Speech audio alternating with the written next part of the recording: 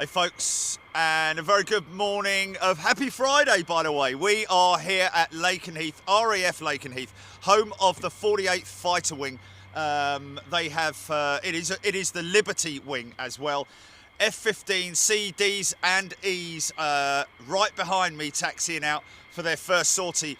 We don't know whether or not they're going to be going straight up vertical today with unrestricted departures or performance takeoffs, as they're sometimes known. But anyway, we're going to get straight on with it. Hope you're having a great day. The plan is we're going to be here for a few hours, then I've got to zip back because I've got quite a lot of planning to finalise for our show next week in Milan. So sit back, enjoy it. I'm going to come to your comments in a very short time. Okay.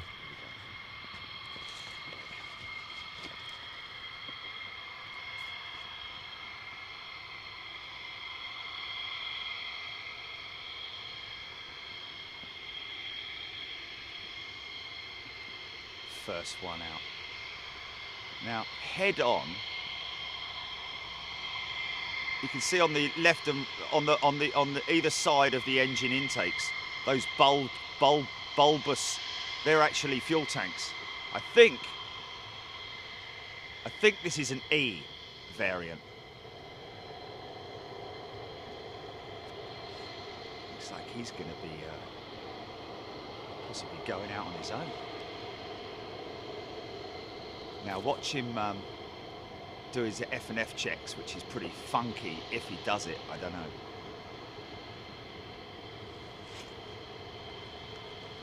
know. The whole reason why I'm here this morning, folks, also, just to let you know, is that I was kind of disappointed with at Coningsby on Wednesday, even though we had a wonderful time. We had some great laughs and had some great...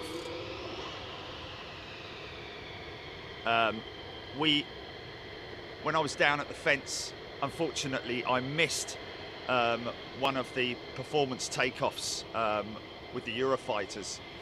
So I wanted to give you some afterburner action for Friday, just so you can feast on it and see exactly what we're talking about.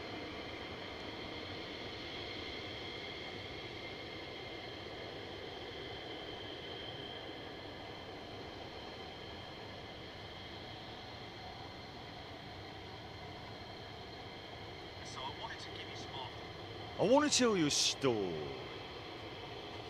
Robert Colborne, good morning. Andy, Doug Moore, big shout out to the chap who just came over to me and asked me if I had any mugs on board the van. BigJet.shop is where he's headed to, but I gave him some stickers, and I think he's buying them maybe for his kids or something, his grandkids, or I'm not sure. Chris 291100, good morning to you. Tony Austin, Andrew Hickinbottom. I'm still beating myself up about the unrestricted takeoffs at Coningsby. We got a sort of like a little shot of it from sort of like a mad shot of it. But afterburner 1, 2, 3. Hey, here we go. Hope there's some of me today. Scotty Tarpley, good day to you. Andrew, that's Scott and Kate. Hopefully, I'm going to see you possibly on Saturday.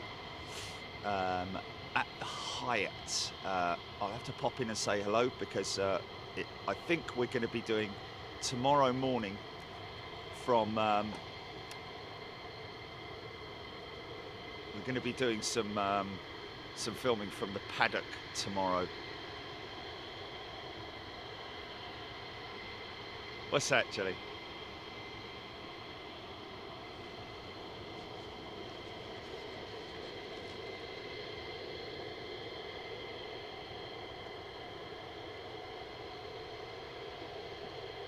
Yes.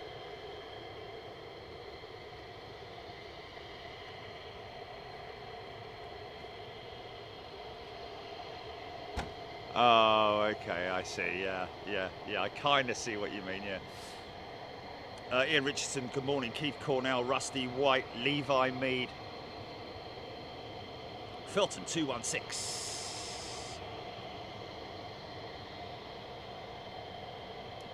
Okay, Filton 216, possibly, here we go again with the notifications. Filton 216, best thing to do is delete the app or reinstall it on your phone because it obviously has an air block in it or something like that. It's the way I look at bugs and problems with notifications and stuff. I look at them as bugs, so they need to be deleted and reinstalled. Hope that will sort it out for you, my friend. Margaret Burnett, good morning to you. Nick Foister, Steve Jeff, Keith Clegg, good morning to you.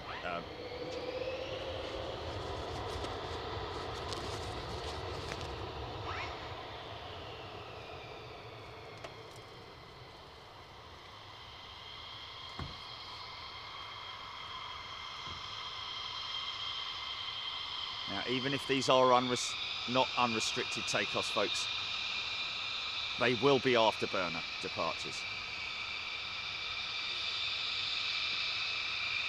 So KC-135s, probably operating out of Mildenhall, will likely be supporting these guys if their mission is air-to-air refueling. Otherwise, it might be just a short mission.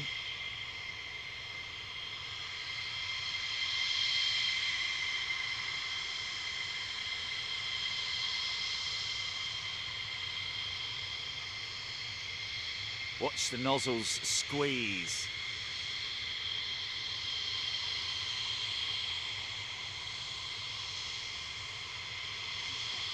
Here we go. Get ready, folks. Hold on to your hats, boys.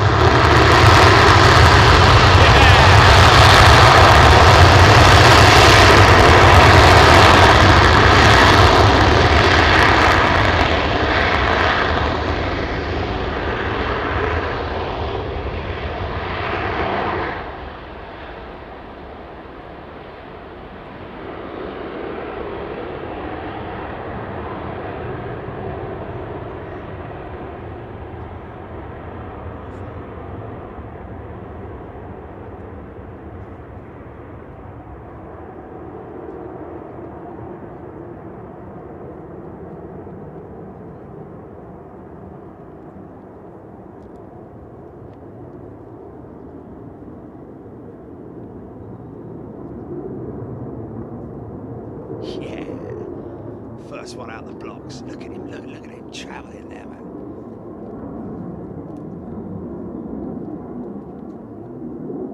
I love that shot. I love that shot. Look at that.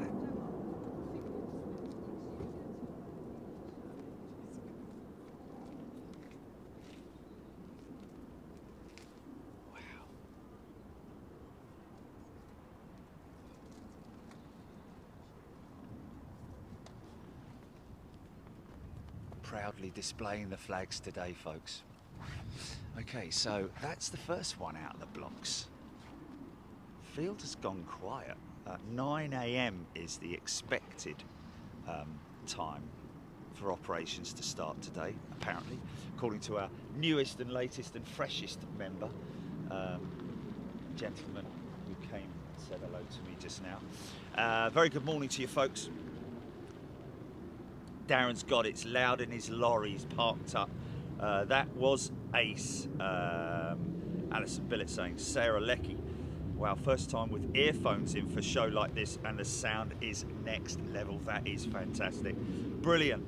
Absolutely fantastic. Don Michael, that woke me up. Got my headphones on and nearly blew my ears off. Brilliant. That's what we want. Marcus Killingsworth, morning all. Great show at Coningsby the other day. Watched it on catch up as I was in Dublin spotting Marcus. That's fantastic. Hope you enjoyed the little bit of funniness that we did with Doggy Cam. Debash Mode, good morning to you. Nick McNair, Spitfire RAF 100. AJ Rogers, Spitfire RAF 100, of course, joining us along with so many people the other day. Great to have to see the Spitfire going up in its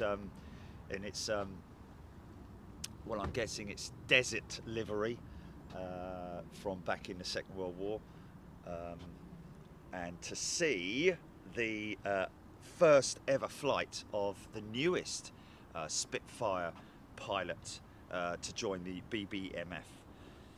AJ Rogers, good morning to you. Angela Cooper. Afterburner action on a Friday morning, loving it. Alison Billett, Michael 89. Phil Hodgson, yeah? He's changed his name. Paul Hodgson. Love the afterburners. Stephen Evans would love to see the F-22 there. Is that the F-22? Is that the Raptor? The F-22, I don't know. What's going on here? What's he carrying on the back of there? Just a Jenny or... what that is?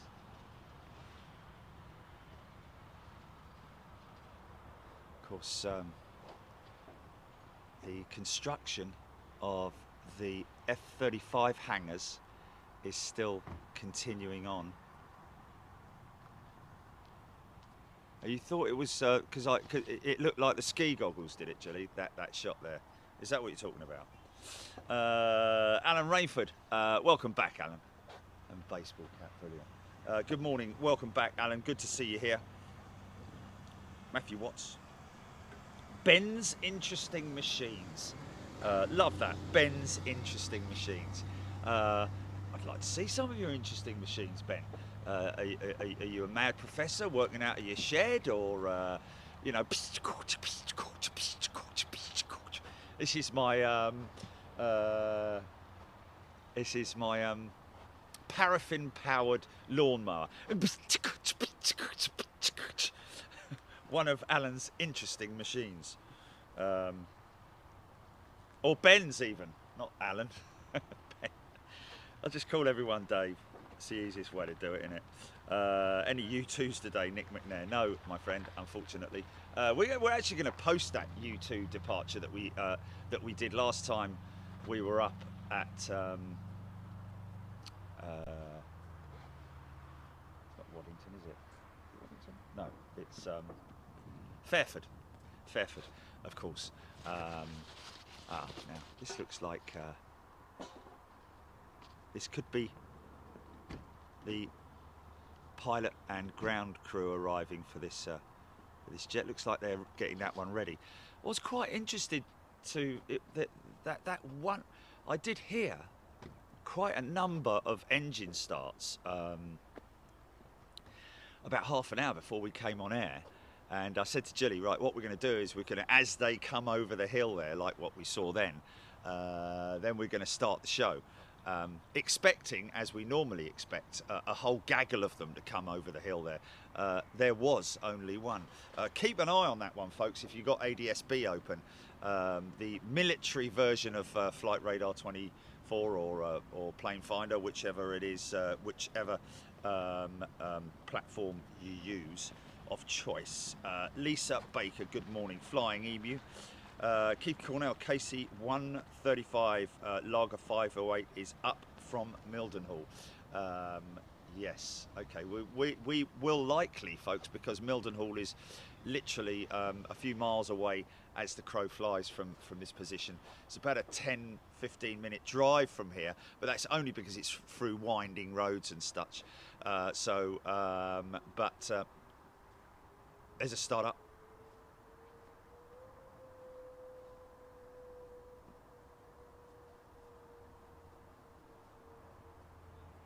Did you hear that? Sounds like a wolf. Sounds like a wolf howling.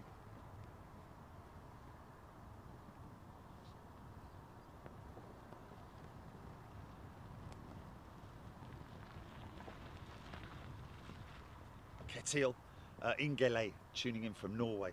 Did you hear that, folks? Oh, Wayne says that he hears that the new Spitfire pilot used to fly the Hurricane. Interesting. So,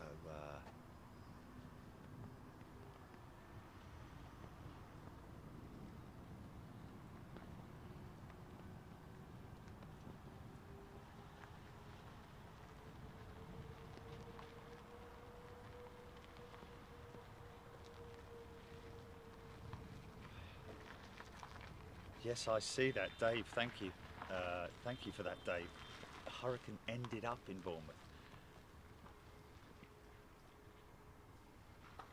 James Hinksman, good morning to you. Maggie, a ghostly howl. Yes, they can hear it. Dick Dastardly, a Wookiee. Mark Barr, good morning to you. That's what we like to hear. The distant echoes. Here comes another one.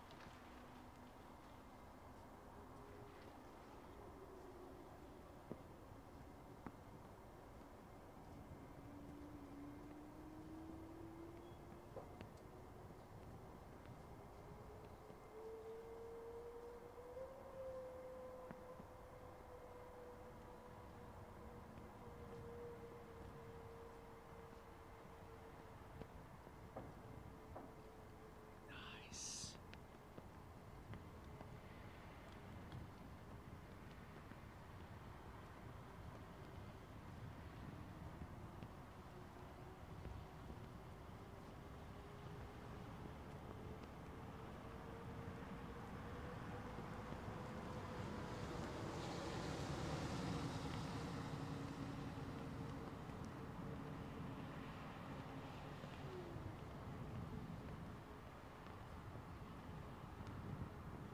(1,875 miles an hour.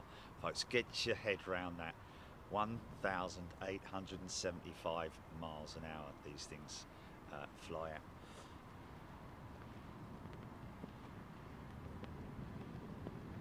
Now there are two different propulsion units, i.e. engines.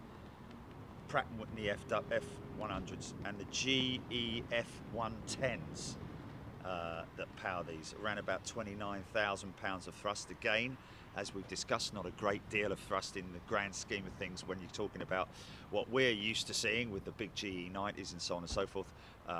But it just all comes down to power to weight ratio, isn't it? You know, these things are like rocket ships, literally. And I think the afterburners add another between 5,000 and 10,000 pounds of thrust to that 29,000 pounds.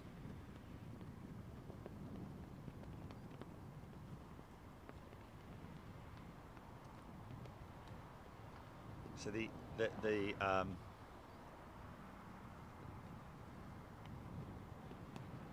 E variant is sometimes known as the Beagle. F-15E Strike Eagle is the interesting. There you go. There's a 135 going into the hull. We're going to catch that.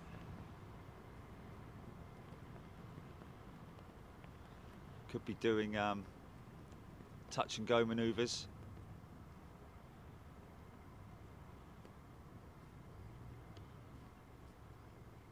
Just spoke to, I think it was Mark, who just came over to me just now, said apparently Mildenhall was absolutely packed. 2 KC-10s in there at the moment, along with lots of other stuff that have been going on. I think it was National 747 came in. The usual National 747, it has to be said. I think they have at least one aircraft in a week to drop off supplies and food, provisions, personal belongings. So these HASS bunkers, HASS shelters, hard standing, hard shell. Lots of them dotted around the airfield. I think once again, they were, see the nose of an F-15 just protruding out there. It may be that these were constructed in the Cold War era. I'm not sure. I don't think they're Second World War. I think they're a Cold War construction. Pratt & Whitney F100. The JTF-22 is the company designation. Let's just have a little look at that. Afterburning turbofan engine manufactured by Pratt & Whitney that powers the F-15 Eagle and F-16 Fighter Falcon. Wow. First run in the 1970s, folks. How crazy is that?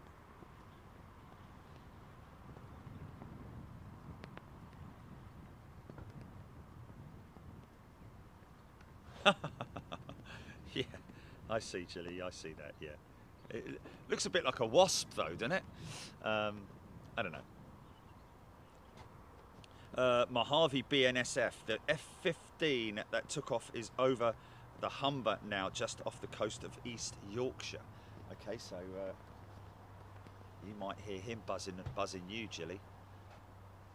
According to flight radar, last night after an A400M landing at Bryce Norton, an Antonov was on the ground. However, I may be wrong. UR82027 was the reg on that, Mike Nocta. Thank you. Yeah. Well, apparently the Antonov freighters have been going into Bryce a bit recently. That's again possibly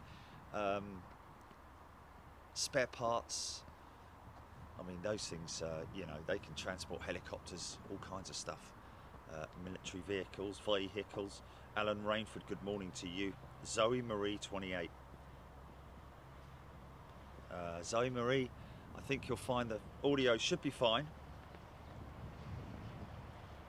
Andrew Rideout coming back to the UK.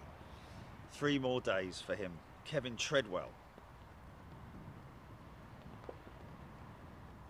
Oh, thank you very much, Kevin. Imran Ashgar. No F-16 or F-18s here. No, my friend. Are they out of service compared to F-15? I think not sure if the F-15s superseded the F-16s here, or just how long. Of course, don't forget that the 48th Fighter Wing stretches way back to early war days. They do actually have a D-Day commemorative F-15 here at the base. Whether we're going to see it today, it's a C variant. It has the D-Day markings on it because the 48th Fighter Wing used the Thunderbolt, I think it was, back in during the D-Day landings to assist the landings to basically cover their butts when they were raiding the beaches. Thea Love, good morning to you.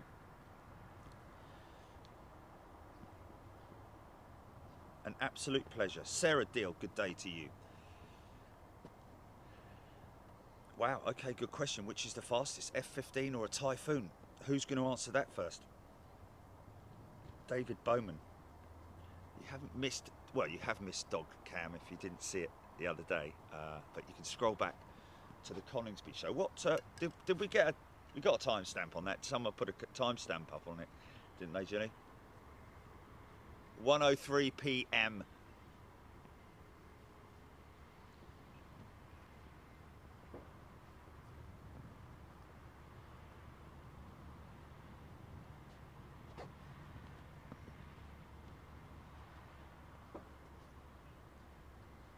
Four hours and 37 minutes in is Dog Cam, folks. If you want to scroll back to Coningsby from Wednesday, 4 hours and 37 minutes. Had a little bit of fun with the roving camera, should I say? Akira, the calm before the storm. Indeed, it is. Hopefully, they're going to put a few more up. Did speak to Mike yesterday.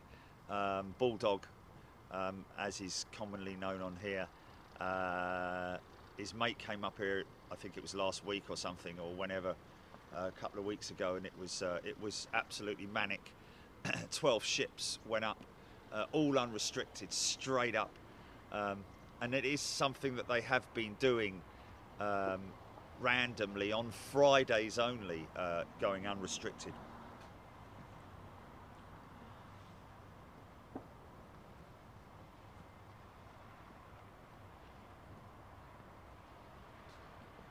Lager 508 going out over the coast between Great Yarmouth and Lowestoft. Stephen Billings, thank you, my friend.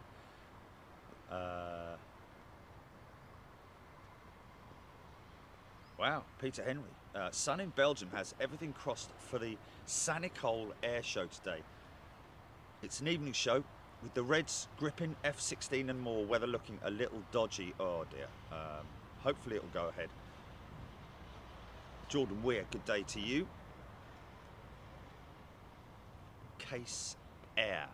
We're going to be putting a piece out on our Twitter feed, just a little announcement on the show that we're going to be bringing you next Tuesday, folks. It was slated for Monday. The flight details have changed, and it's now Tuesday that they're going to be bringing that AN124 into Milan Malpensa. We're covering the whole operation. 93-ton piece of equipment going on board an AN124, and if you've never seen one of these big Russian freighters before, which is actually ex-military, originally developed for the military, but yeah, tune in and check that out next Tuesday. Good thing is that originally we were going to do the loading, arrival loading, on the Tuesday, and then the aircraft was booked to depart on the Tuesday morning. Now we're doing the whole thing all in one day, so they're therefore all in separate parts, of course, but it should be good. Alison Baker, thank you. Dick Dastardly, KC-135 and the F-15 off the coast of Lowestoft. So that was therefore air-to-air refueling exercise, possibly training exercise. I don't know. He was a loner, wasn't he? David Bowman.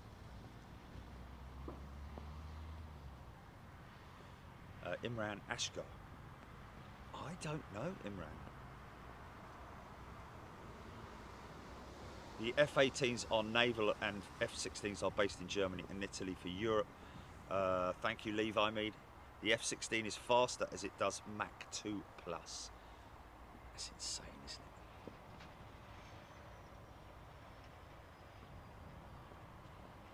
it? Andy Gosney, good morning. If you're just joining us, folks, we are at RAF Lakenheath in the UK.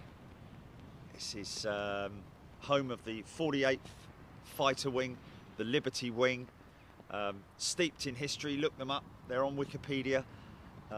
Great bunch of guys here as well. Got a golf course here as well. Only a 9-holer, but I dare say one day I might get to have a round of golf with a station commander. He wouldn't want to play with me now because I'm on form, I have to say. But maybe he's a low handicapper probably. So yes, in terms of the airfield and how big it is, as you saw the other day at Coningsby, there is just a single runway here at Lakenheath, and it does, as you can see all over there, that's the F-35, the new F-35 hangars for when they are eventually stationed here. Expecting them to arrive here around November time. So keep an eye out for that. I think the newer buildings, these newer hangars. Oh, is there something over the top?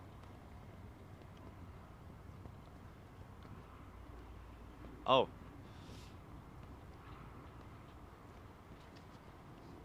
So.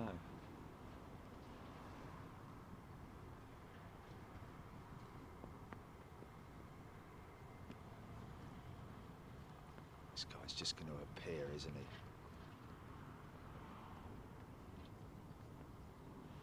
And of course, the airfield does extend in terms of the bunkers. The shelters do extend all the way around there, past the farm. And this is a designated visitors viewing area here, folks, where you can come and bring yourself or the family or whomever you wish to bring.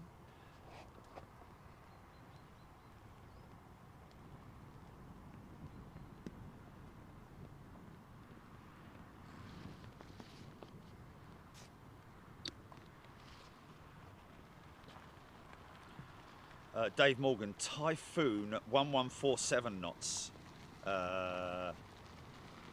F-15 1630 knots. Wow. So yeah, there you go. So maybe the Typhoon has more superior maneuverability, and therefore hence the reason for it not needing to have what's the F-35 top speed in knots? That's a question.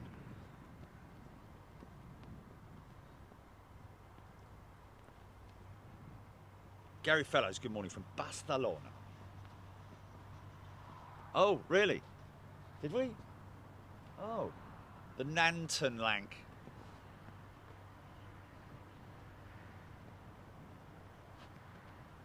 Oh, wow.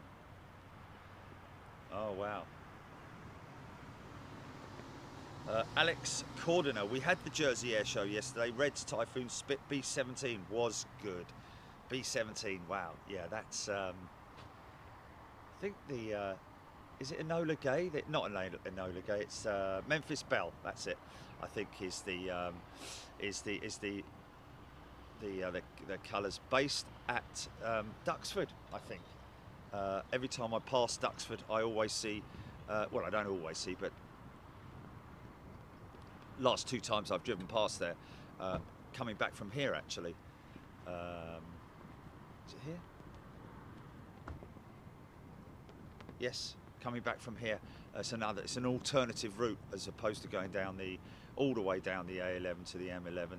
You can cut across country and go past Duxford, and generally I always see the Memphis Belle sitting outside proudly.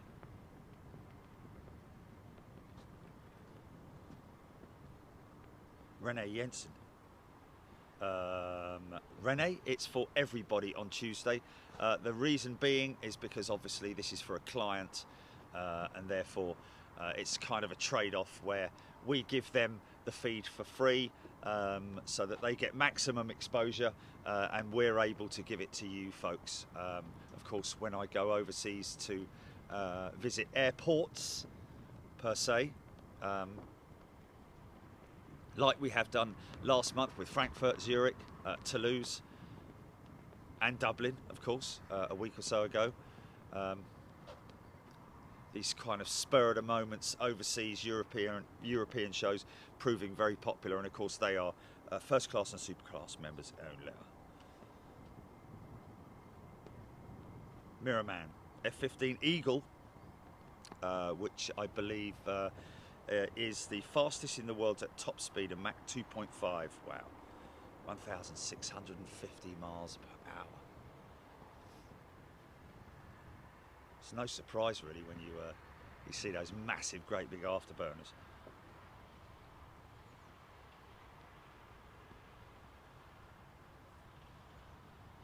Oh dear.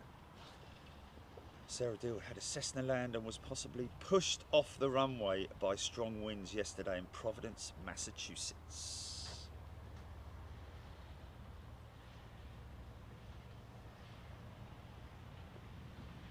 Andrew Rideout, sitting there on holiday, watching Big Jet TV. Okay, Peregrine saying Lager 508 looks like it's heading into Europe, not flying to the air-to-air refueling areas in the UK. So possibly going out to, because they do support the Italians as well as the French, and but apart from the roads, the viaducts, the water systems, education, what have the Romans ever done for us?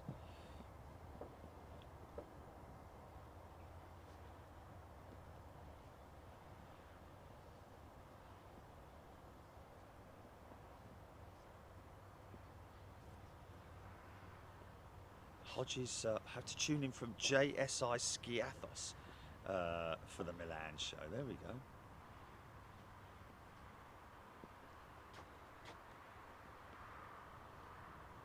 Oh, it's Sally B, is it? Okay. So, oh, okay, yeah. double-sided, isn't it? Yeah. Sally B on one side and Memphis Belle on the other, is it?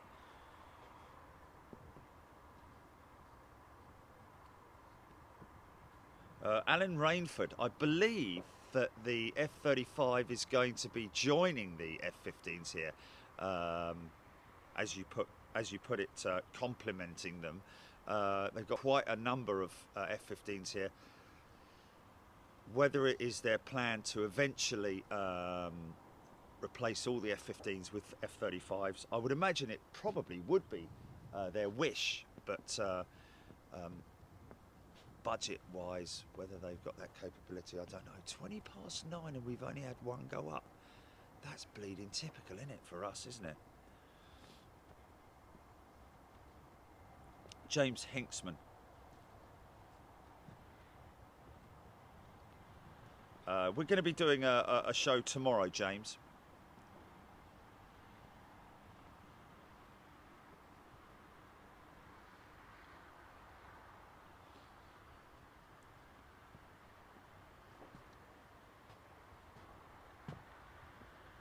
Oh, there we go, Keith Cornell. That makes sense, doesn't it? That the F-35s will complement the newer F-15Es. The F-15Cs will relocate back to Conus, America.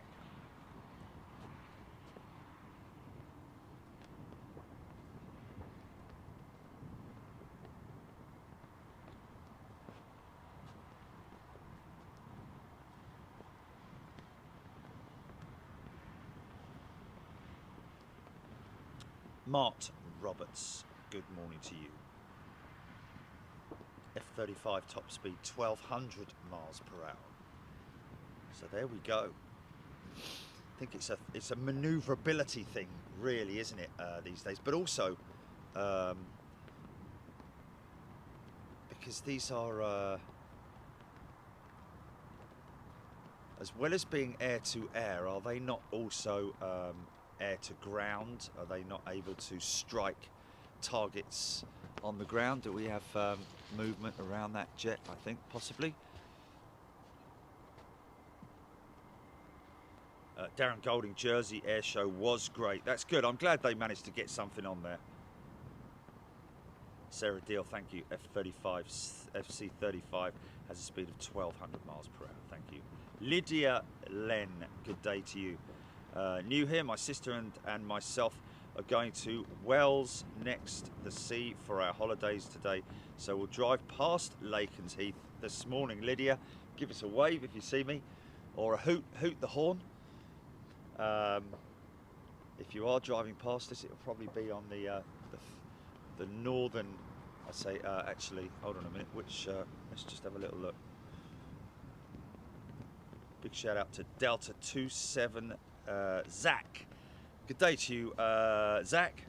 He's a new member on Big Jet TV.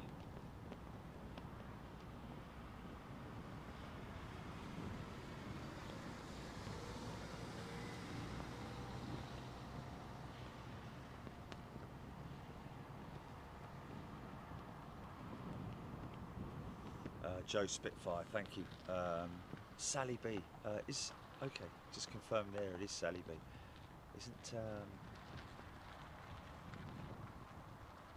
Wasn't at one point. I think it's one. I think it's dual-sided. The nose art on the B-17. I think so anyway. Okay, there we go. Steve Vincent, thank you for that. Alan Rainford. Stubby. Yeah, indeed. Just a single engine on the F-15, although it is a big, fat engine compared to the engine on the F-15, or the engines on the F-15.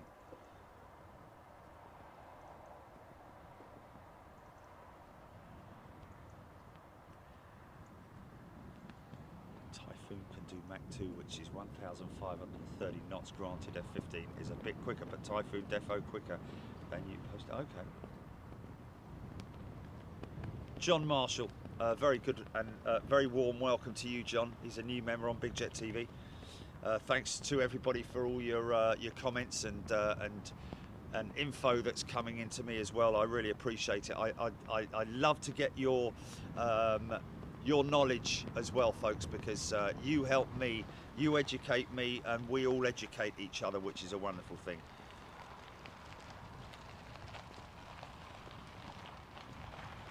Also, Keith saying Duxford, where Sally B. Memphis Belle is based, is not many miles away from Bassingbourn, where the real Memphis Belle was based. Bassingbourn, of course, would have probably been US Air Force, or was it the back in the Second World War? Was it USAAF, or was it? Because I know they had Army on the side of some of their aircraft as well, didn't they? So a mixture of different Army and Air Force. Dave Morgan, Trev Lyon, good morning to you. Leslie White, Mighty Enid, and Jaya Ganesh is a new member on Big Jet TV. Good morning to you, Jaya Ganesh, and a very warm welcome.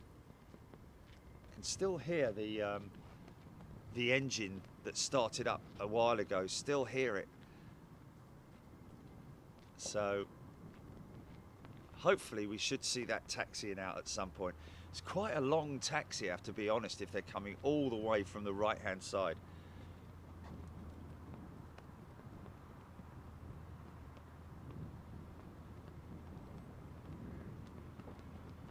Oh, Daniel Morgan saying Fridays are normally quiet or half-day flying. Interesting. Okay. Well, I mean, we've got good thing is that, you know, whenever I'm here, you notice a couple of telltale signs of which end the aircraft are operating from. These are the ground team's vehicles. That's the box area where the aircraft will be finally checked over to make sure they take out all the tags and so on and so forth.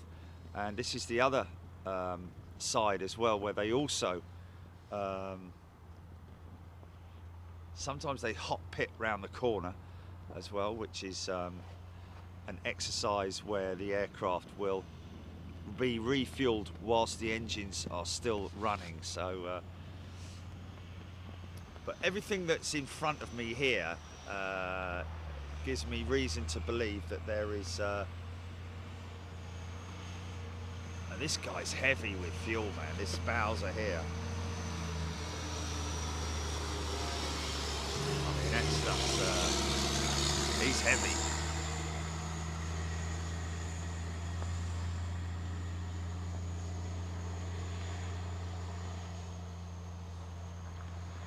Boys and girls, it will happen, folks. It will happen. Be patient. Grab another cup of coffee, or isn't that a song? Grab another cup of coffee. Do. Was it? I don't know. What's his name?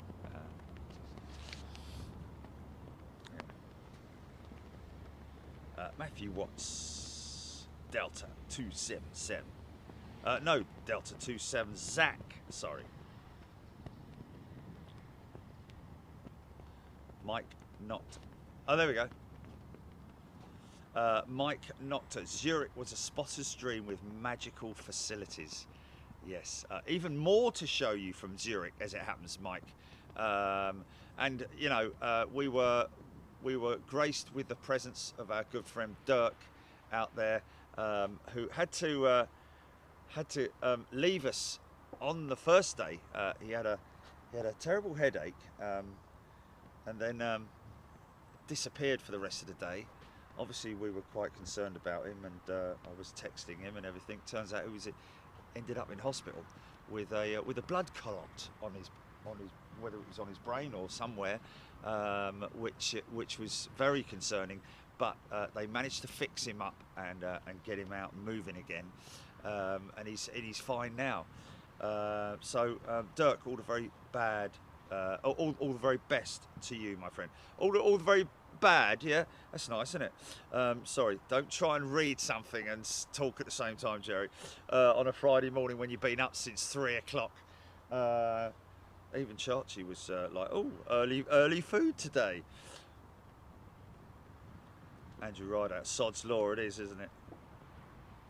Okay, so it looks like we're going to have an F-15 returning before we have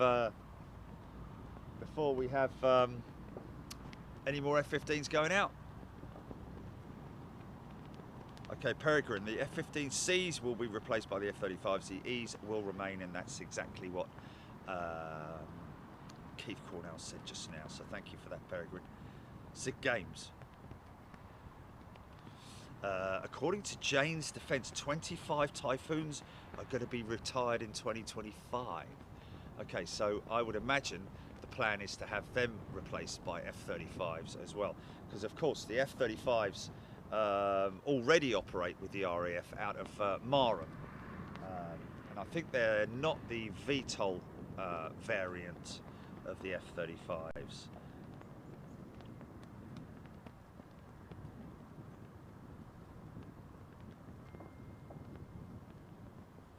Oh dear, Alex Cordiner, sorry, Alex saying Sally B Memphis Belle broke down once in Guernsey and was stuck there for 6 months or so for repair.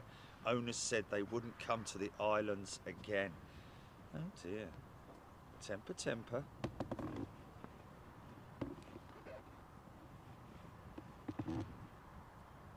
Mighty Enid.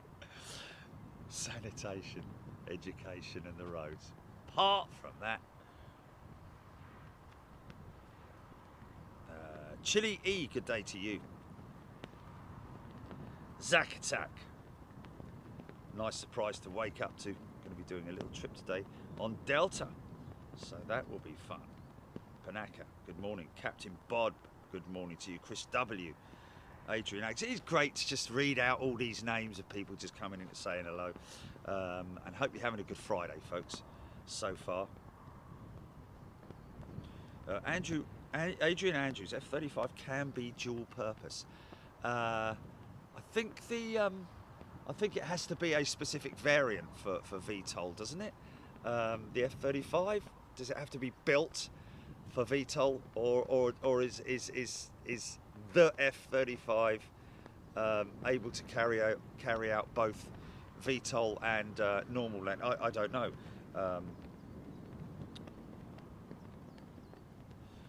Daniel Morgan, don't know what looks more scary, F-15s or Typhoons. Yeah, it's a difficult one, that, isn't it? I think the F-15's a bigger aircraft than the Typhoon, I think. But I'm sure someone will go now on Google and look at the dimensions of both. Delta prefers the F-15s. Mighty Enid, Friday's always quiet, Jerry. Oh, okay. Imran, the Russian MiG-25 Foxbat was one of the fastest jets in production over 50 years ago. Mach 3.2, 2,190 miles an hour. Similar design to the F-15, yes, but bigger, I seem to remember. Very long, protruding nose on the on that MiG-25. Still a couple of them flying, I think. Keith Cornell, KC-135 on radar at Mildenhall, getting ready for action.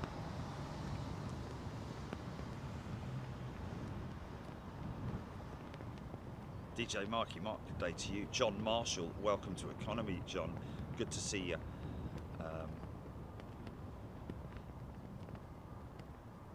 So they did start that. Mighty Enid, Jerry, interesting fact about Typhoon is its ability to super cruise, so it can fly supersonic without the need for burners. This is great for endurance and range. Wow, super cruise, love that. Thank you. To fly supersonic without the need for burners. was much the same, wasn't it, for Concorde as well? Was able to fly once it got up to that speed. Was able to fly without the burners.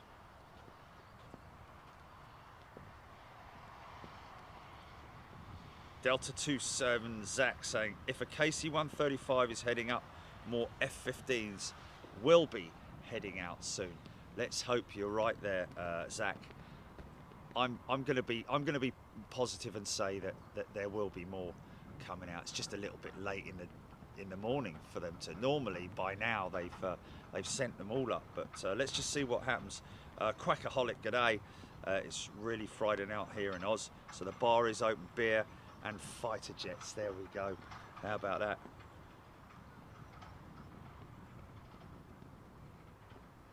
Oh, Lydia's saying, if we see you, I'll get. Well, you won't miss me, Lydia, because you'll be able to see me from the road quite clearly, and you'll be able to see the Union flag and the Stars and Stripes flying together in unison. Right here, behind me. Brought them up today. Pretty big. Not many people in the parking lot. I think.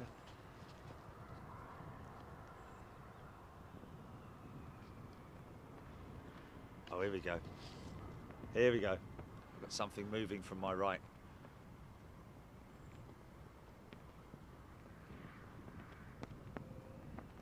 Yep, yep.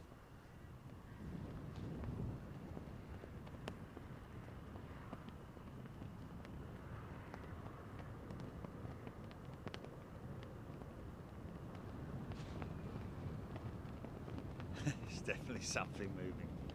Trust me, folks.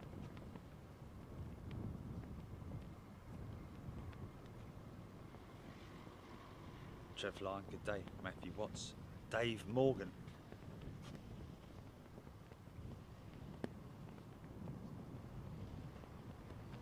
Oh, Dave Morgan, the Typhoon has a faster climb rate than the F-15. Yeah, thing goes up literally like a skyrocket, doesn't it? Daniel Morgan, F-15 inbound. Keep an eye out for that. GP, keep posting on that. John Marshall, tuning in from Squadron. Oh, he's turned away, has he? Sam T, USAAF, United States Army Air Force, yeah. That was the old... Hold on a minute, hold on a minute. Oh, what's that up there? Yeah. Yeah, there he is climbing out. Oh, am I going to get a shot of him? Am I going to get a shot of him? Oh, there she is there.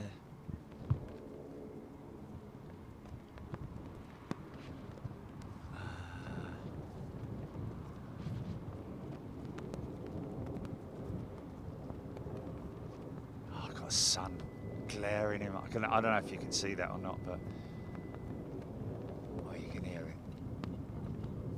Yeah. Just I've got. Yeah, no, I know. It was just.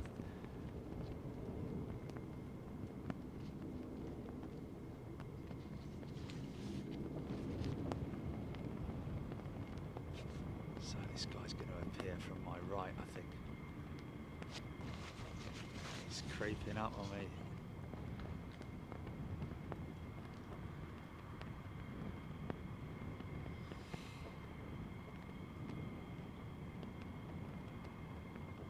Jibber Jabber.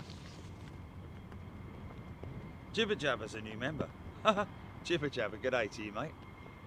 Or, oh my God, I knew someone was going to say that.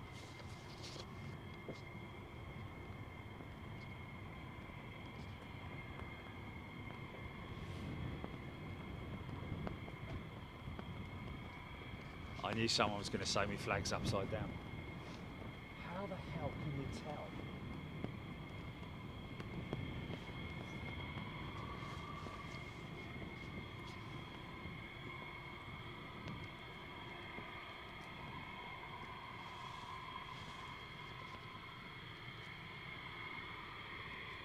Here we go. Is it just one of them? It's a single. It's another lone. It's another solo ship going out.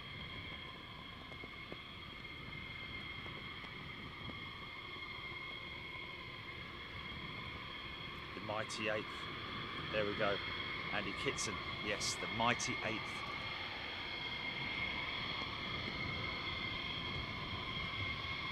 United States Air Force. Fastest fun day to you, Mike Nocta. Here we go. Ground crew's waiting for them. These little step ladders. What's at the top?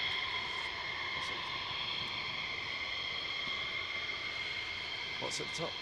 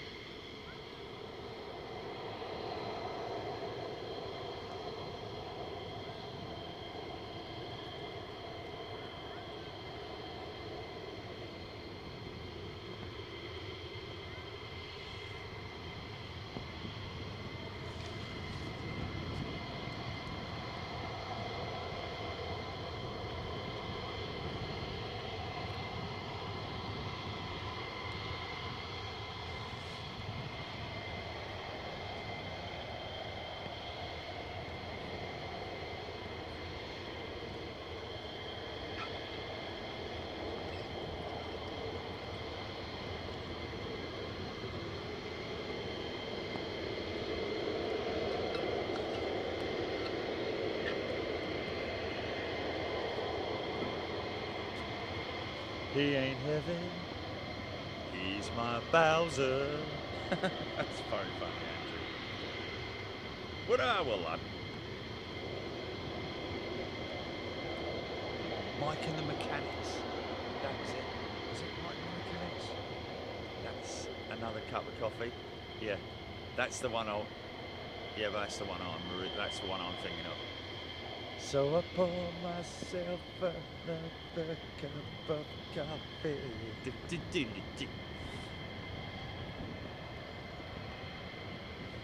Ben is saying solo F-15 inbound. Checking for it, Ben. Appear. Stephen Billings, take care, all the best. Quackaholic.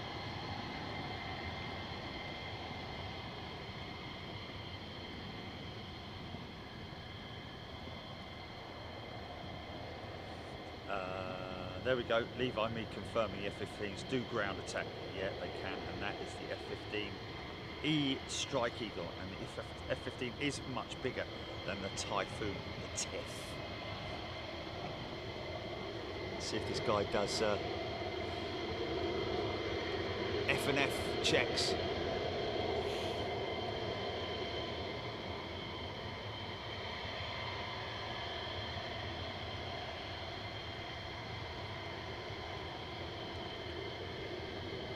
Done.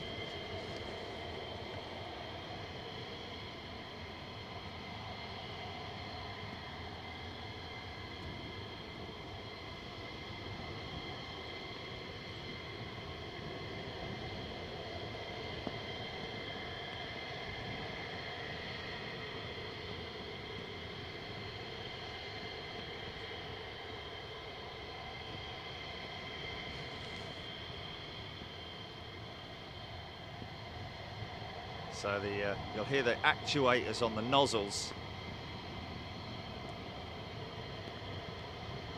I think they're hydraulically operated, and that's what that noise is.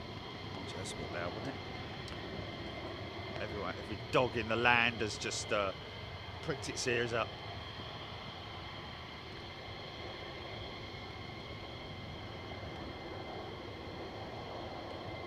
Mac Cat Lady, I can guarantee you that you're going to get afterburner here.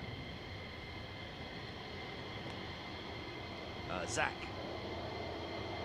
F-15, I think this you've got the, this might be one of the E's, is it? One of the E variants? The darker ones, I think, are the E's. C's and D's are the lighter.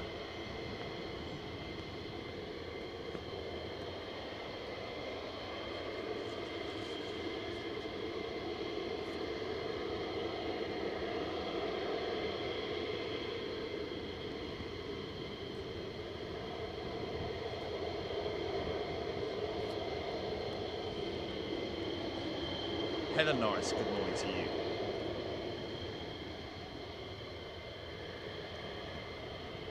Michael Gressick, bonus.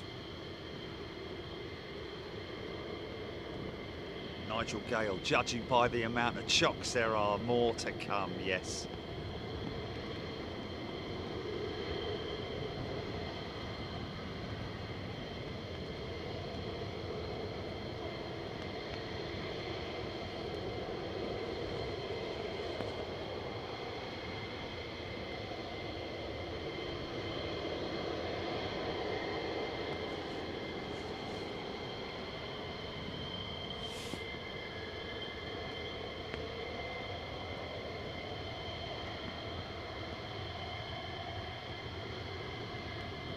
I think they're dummy missiles, aren't they, Daniel? I think with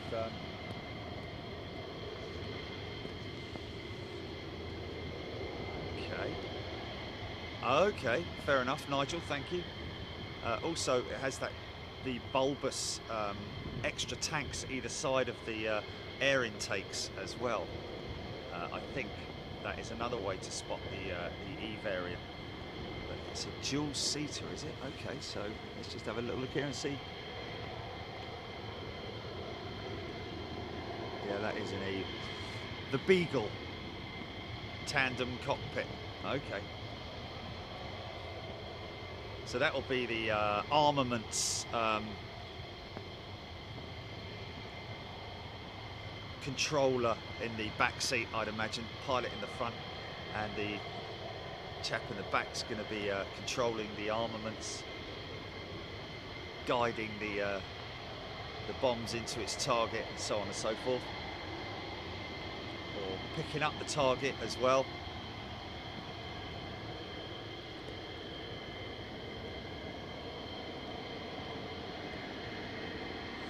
Matthew Watts, it would be an absolute pleasure to do that, but I don't think I'd put myself on the same level as Jeremy Clarkson, being able to get a ride in one of these things. It would be great, but if I was given the chance, I don't know. Oh no, I would 100%, because that would be just insane, wouldn't it? It would be insane. I'd rather have a ride in a Spitfire though, I think, just to be able to feel the. Well, I don't know, it's a tricky one, isn't it? Yeah. Yeah, but when you're on board one of these things, I don't think you hear that noise, because you've got all your rear defenders on and all that sort of stuff. But in a Spitfire, you'd feel the sort of like rawness of the engine. But yeah, they're doing a big slow barrel roll over the White Cliffs of Dover, eh? How about that? James Tune, good day to you. F-15s on a Friday, there we go. Peter, great guy, best one yet has been James May on a U2. I didn't know he did that,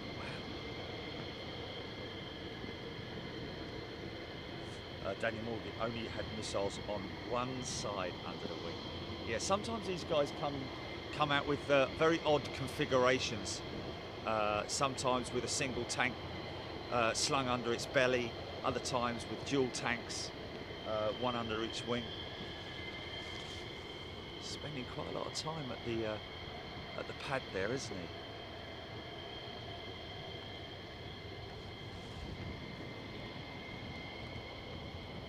Stupid, yeah, take any chances given to you.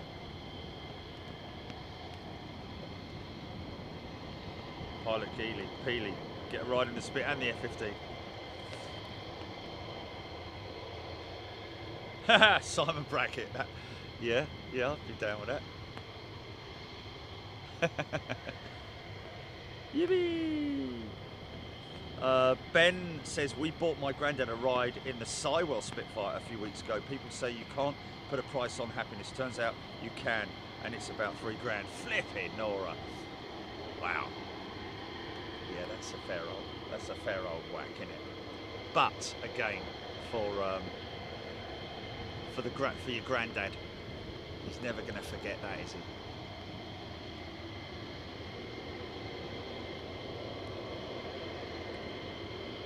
We had a chap on the feed a week or so ago.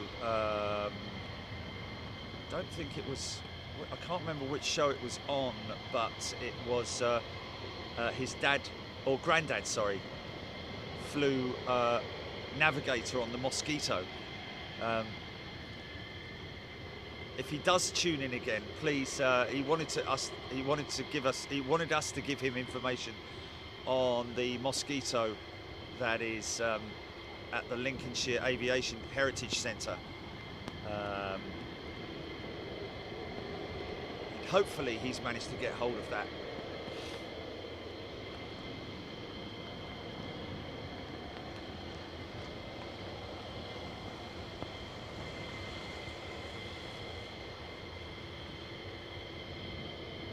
Baz Eatwell, Spitfire flights from Unrestricted. Here we go.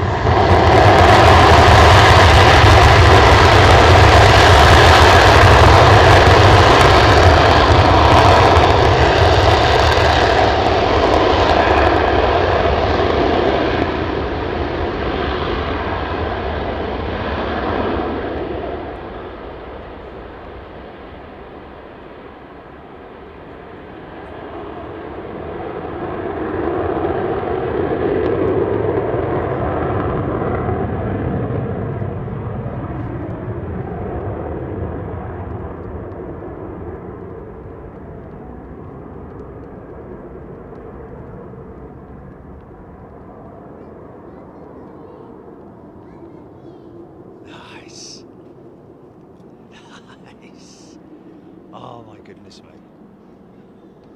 that is just absolutely awesome. Oh, flipping it. I've got to start up and it's over this side now, and it's going to be one of these over here, I think.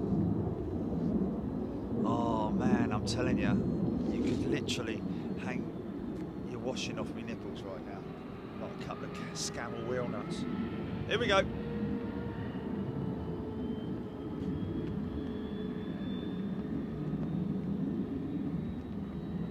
Delta, that was dope. Absolutely fantastic, wasn't it? We have, I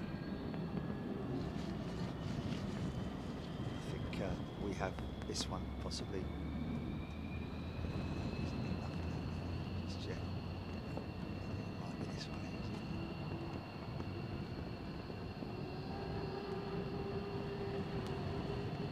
Definitely more starting up.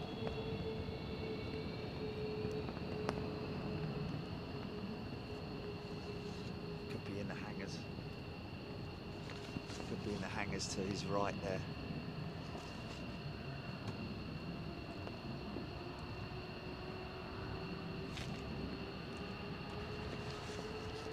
they're starting up all over the place up there.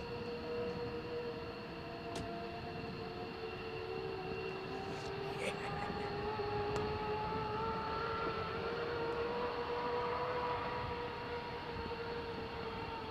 Yeah.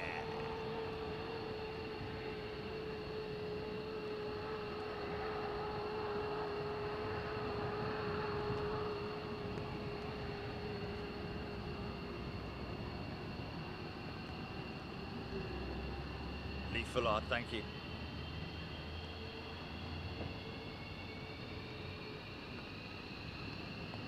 Thomas Much.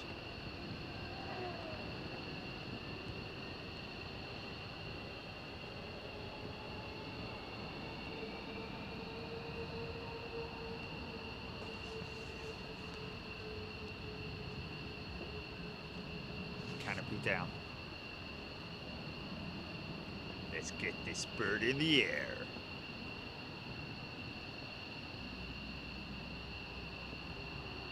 Josh O'Donnell. Oh yeah. So these are C's coming out, I think, folks.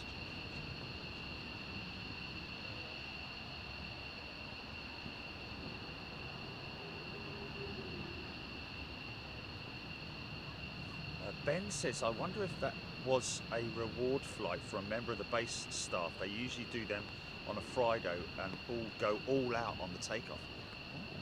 Don't know. Wow, that's great.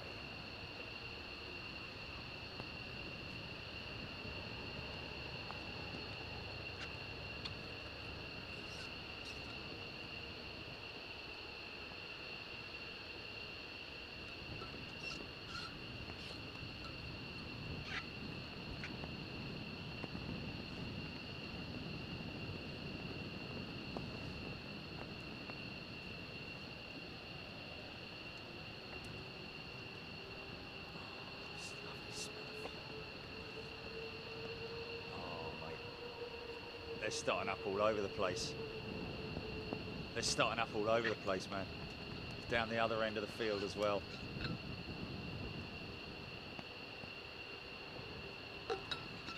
What happened to the burger man? Oh dear.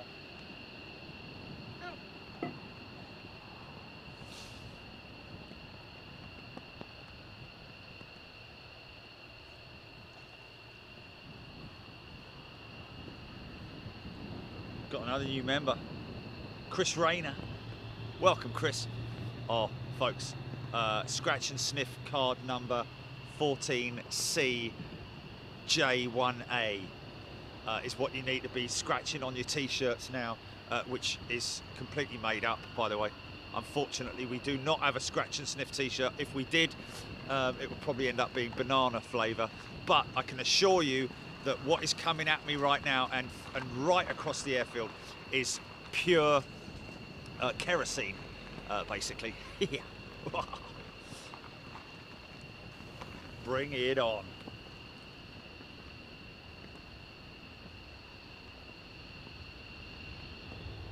Bob the bomb. That last aircraft is off to the hangars.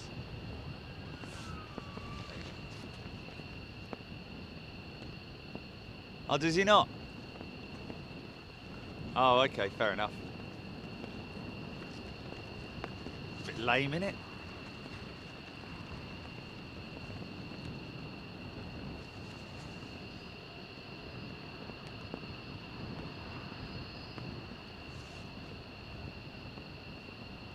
Wow.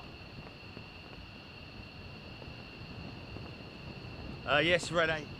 No mini rolls though. Mini rolls are at home, and I generally bring mini rolls out with me.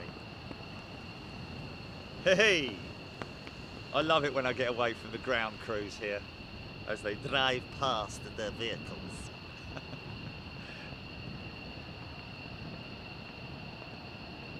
Cool, I need to get my hair cut. Starting to look like the Dulux dog.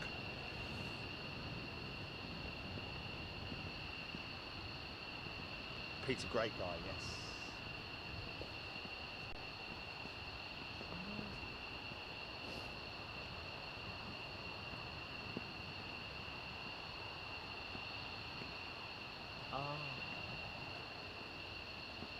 Oh, I don't know.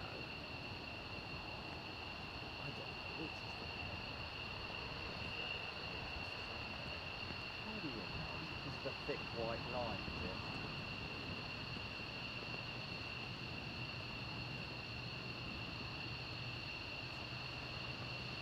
it? Okay, boys and girls, it's fun time. Multiple aircraft coming out now, methinks.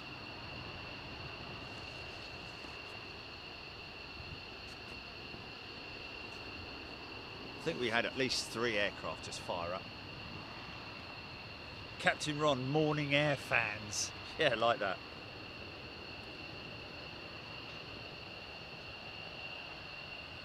Rebecca Ridgard, we've discussed that many times before, haven't we, about scented candle. Yeah. I mean, it's a difficult one, isn't it? Because really all you need to do is go and buy some kerosene and have a whiff of that. But be very, very careful when you do, and sniff responsibly.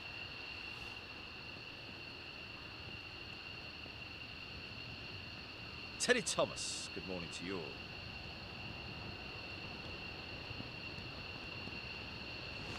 I think we are.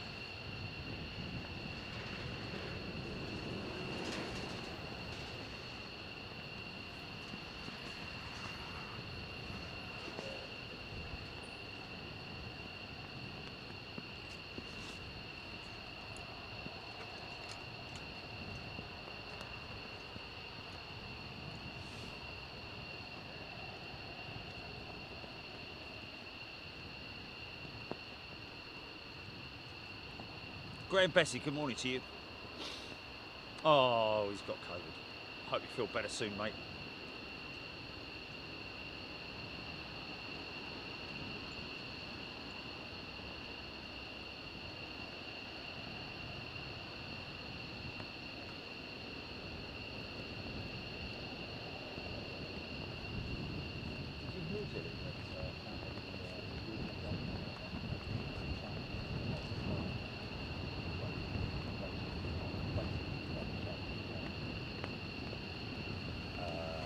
But that still is not very good, because it depends on the country that you want to go to, whether they'll let you in or not. But I think that's something that will, over time, hopefully a very short period of time. Yeah. What is the latest on that? What is the latest on that? What is that? Go.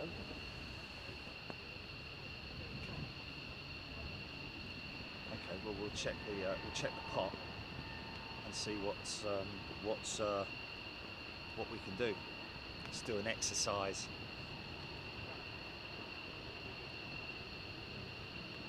Oh yeah.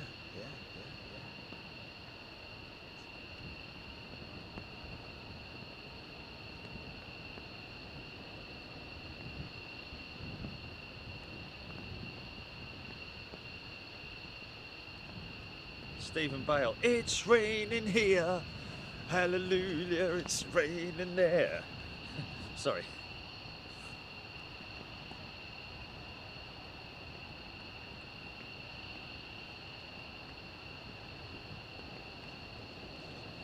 Stubby, RAF Valley needs to be on your list for a visit. That place doesn't stop apart from Friday afternoon when it all stops. RAF Valley. Talked about that before, haven't we? Kev Williams, good morning to you.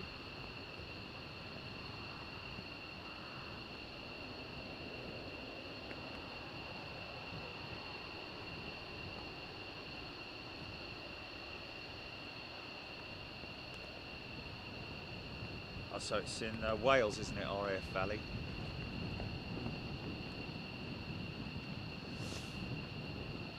And what's stationed there?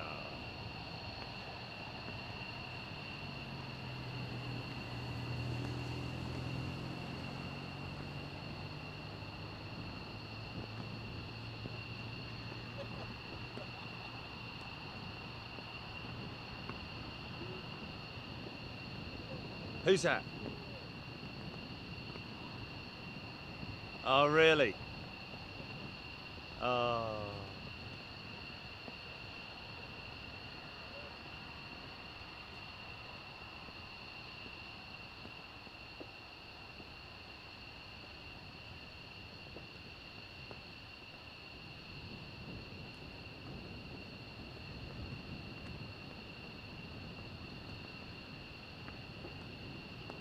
Oh, is it? Okay. On what? On what? On what? What? Where's? Okay. How much are they? Just tell everyone rather than us. Okay, we have found. Yeah. Jilly put an order in for a couple before they sell out. Okay, just put an order in now before I tell everyone, because they'll just sell out like that, won't they? Okay. Is that what's the site? Is it like one of those shopping sites? It's not on. They're not on Amazon as well. Okay. Oh, I see. Yeah. Oh, that person's going to have to. Wow. That's right out. Raining at 31 degrees, heat with the sun out. Wow. There's another start. Way down the field. Oh, stop it. It's double the price for shipping. It's... Oh, are they? Oh, right, okay. Oh, that's a shame, isn't it?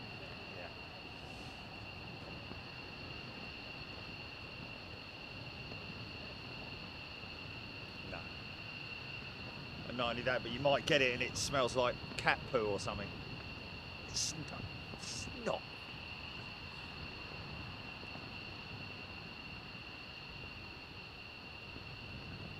Yeah. Paul Henry, will you be streaming any air shows? Paul will always stream an air show if we get the opportunity or get an invite. Obviously, as you can appreciate, a lot of the air shows in the UK are covered by, is it Just Planes? I think, is it Just Planes or Planes TV? And we obviously have to respect that. I've spoken to the owners of Planes TV on a number of occasions, and obviously you need to respect when other people have got a contract, a filming agreement with the, you know, much like they did at Duxford and so on and so forth. Because you know, I mean, I know, okay, I could go and drive outside the fence and go and film it from outside the fence and all that. It's a little bit, you know. Oh, listen to that. Oh man, this is a big Squadron ship coming out, I reckon.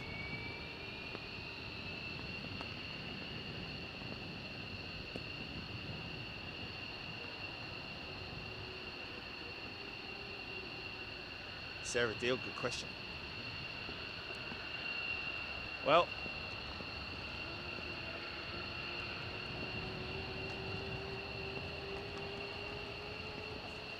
with not much happening on a Friday, this sounds like this is going to be a decent display coming up. Brambles Bush.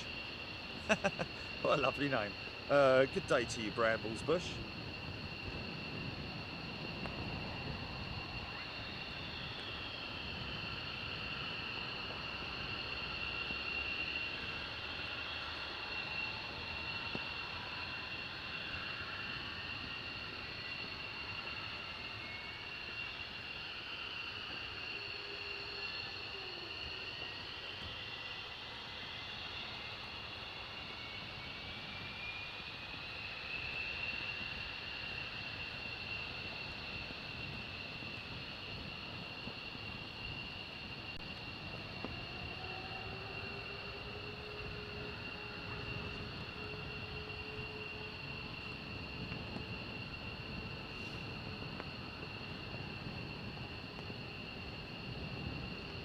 They should do it on this year's Apprentice, shouldn't they?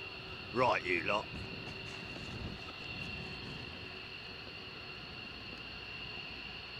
Okay, first of the sea's coming out.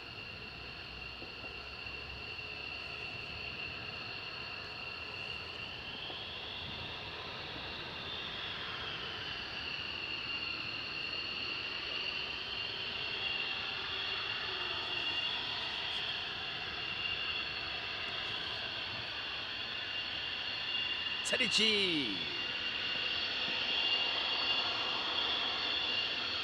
Peregrine bush. Hello, brambles from another bush.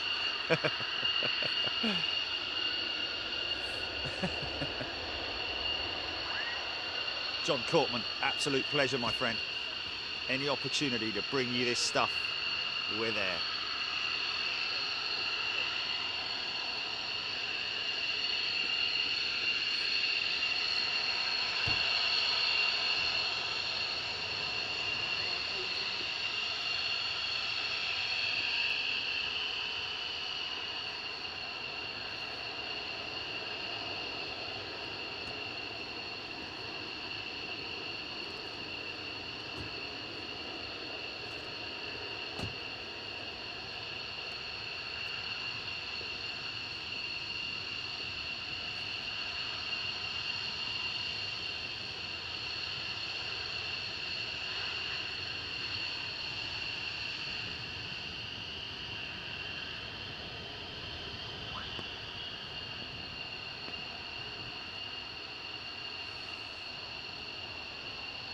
Here we go.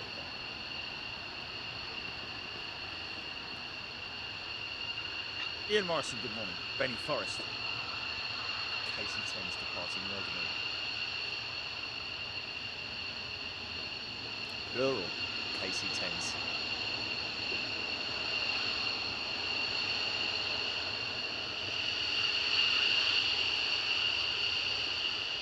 He's heavy, this final one. This last one coming in now. Looks heavy, bristling with armour.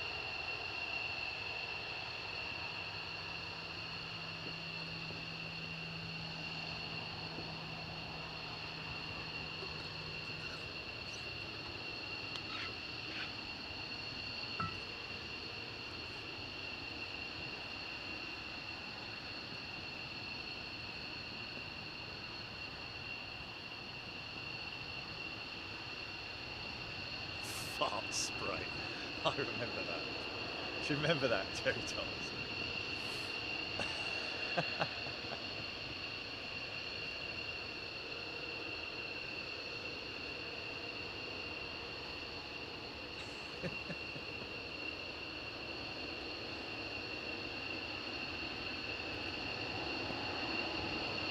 David Bowman. Get sharing, folks. Be great if you could share the feed, whether you're on Facebook or Facebook's relatively simple for sharing. YouTube's a little bit more complex. You have to sort of like select where you want to share it to, but if you want to share it, then share it. It'd be great. Give us a like as well. That would be wonderful. And subscribe to the channel if you like. It'd be great to see you there. Thank you very much indeed, and a very warm welcome to all new subscribers and of course all new members.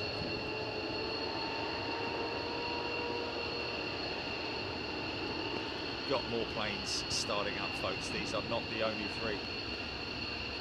All I know is that I've got a warm rush of air coming across the airfield. Gold 82 taxiing out, Zach saying. Is that at the hall? Or that's at the hall, isn't it? That's one of the 10s, is it?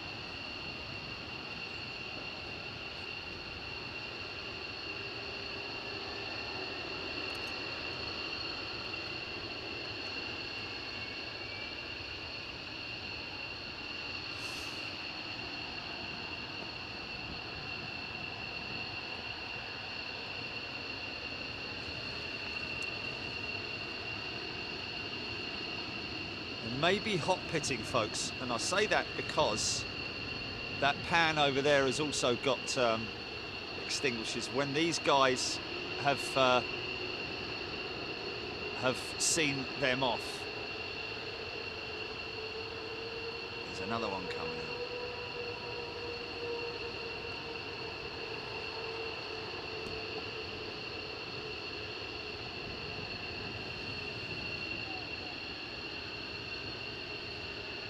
Awesome.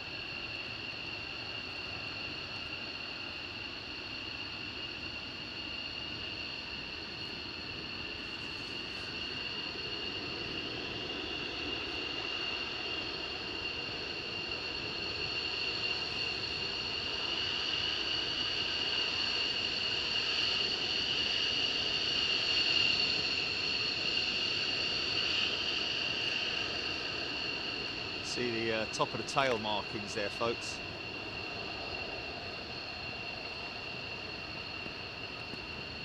Normally indicates one of the which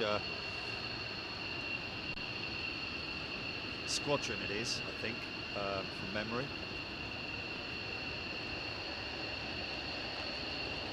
Oh, Ian Morrison just finished watching the Hurricane a couple of days ago. Absolute pleasure to stick around and catch that. It's what is called commitment, folks. Rab H loves the Typhoons, but 15s just blow my mind. They look mean just sitting on the tarmac. Yeah, proper old school jet fighter, really, isn't it? I mean, this is one of the next generation of jet fighters after the the earlier variants of these. I mean, the F-18 Hornet is still, it's an aircraft carrier variant, isn't it? Still, it's got massive, big, chunky undercarriage on it. Obviously, for the purposes of landing on an aircraft carrier, for all those hard, heavy landings, I think. Michael Forrest, good day to you.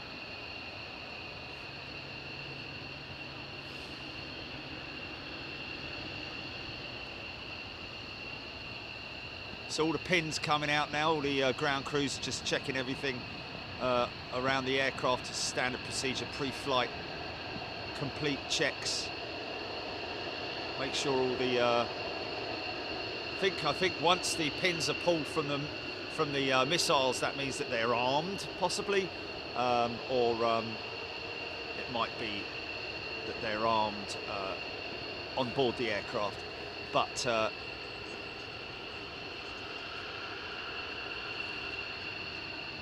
pins coming out off, quite a lot of them.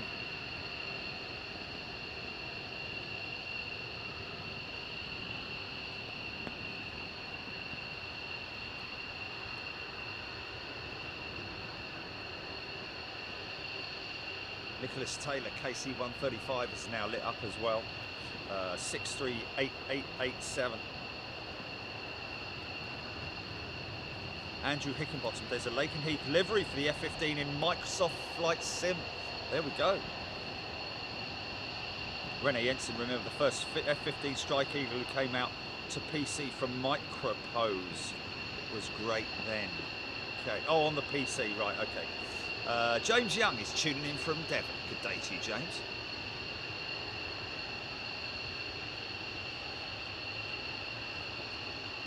Benny Forrest, LN Loudmore.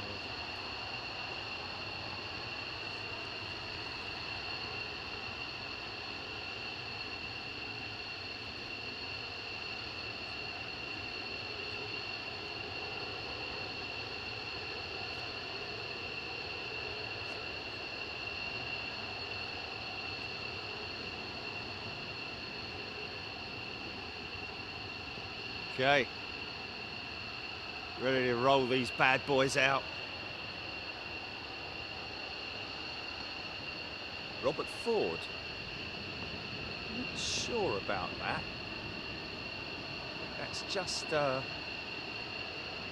tail lights that are lit up on this one closest to us.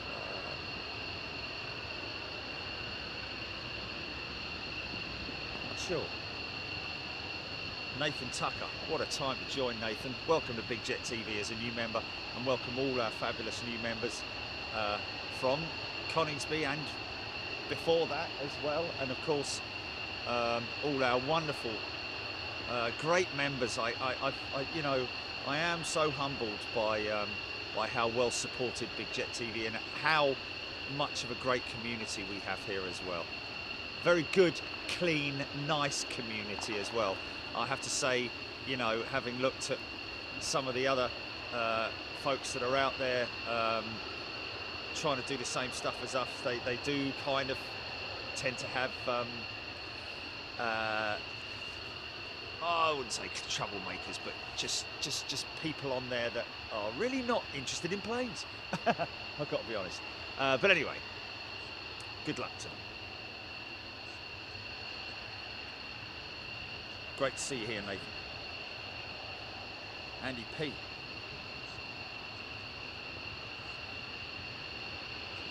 Jeffrey Primus, good morning to you from Pittsburgh, Pennsylvania. He's just woken up, and here it is. Like a 497 Delta, Zach telling us that's KC-10 has gone out, I think. Oh, okay, that's a KC-135 still in Billings, thank you. Unfortunately, you can see the approach, but you can't see the departure.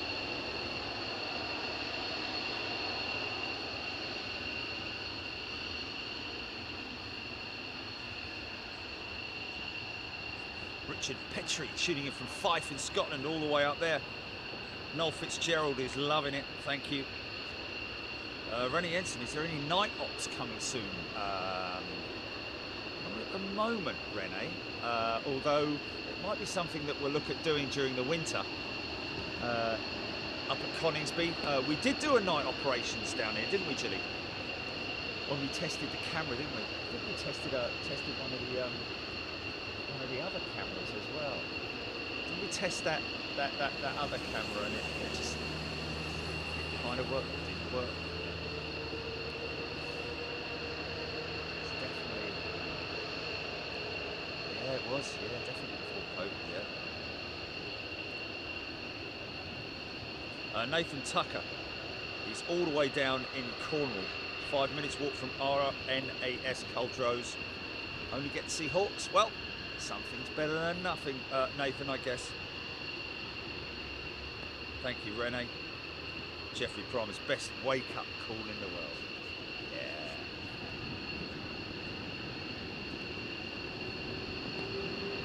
Yeah. Afterburner 123, there we go. Torchman. It's a new member on Big Jet TV. The latest member on Big Jet TV is Torchman.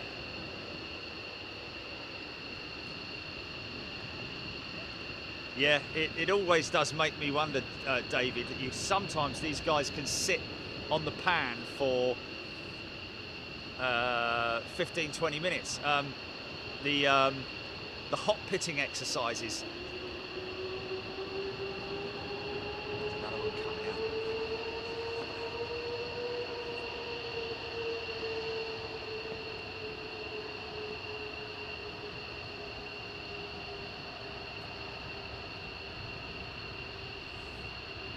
Even more.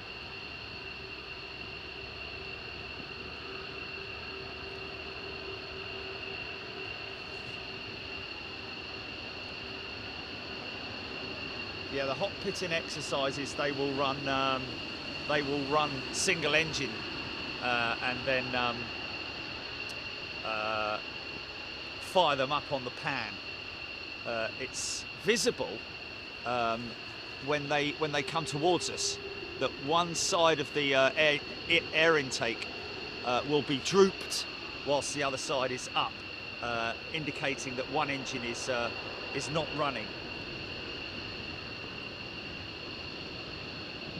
Trev Lyon.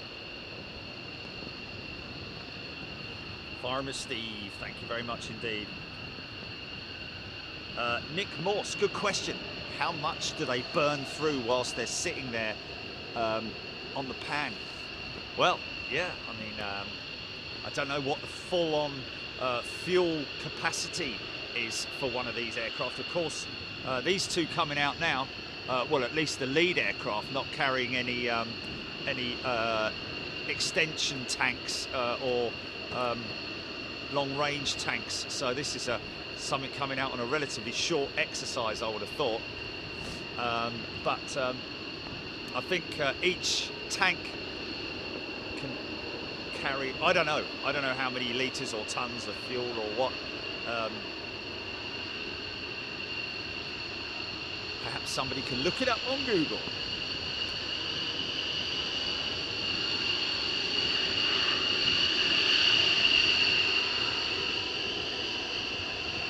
David Artingstall, stop broadcasting immediately.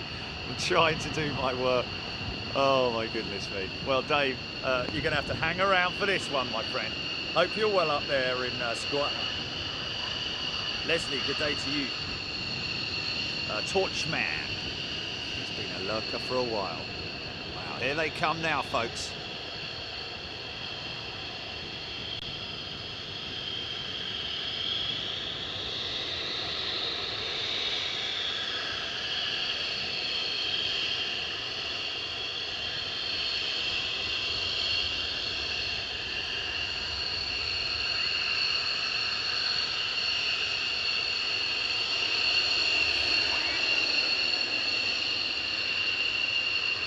Hold on to your hats, boys.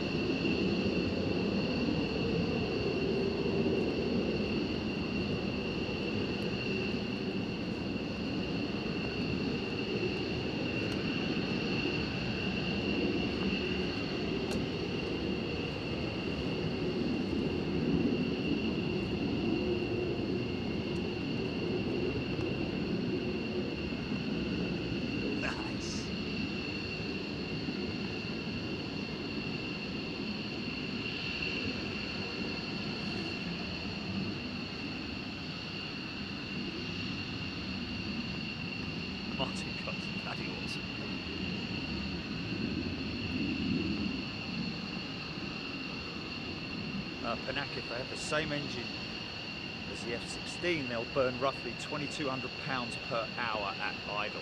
Okay, so let's just say that these particular type of engine will burn that kind of amount between 2,200 and 2,000 and 2,200 pounds, I guess. Quite aggressive, yeah, very short takeoff run. Well, it's because they pack a punch, don't they?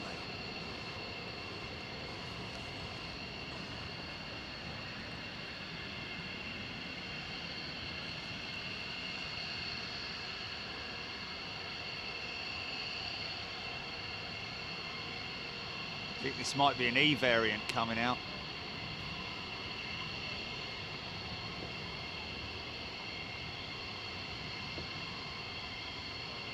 See the bulge on the either side of the air intakes there.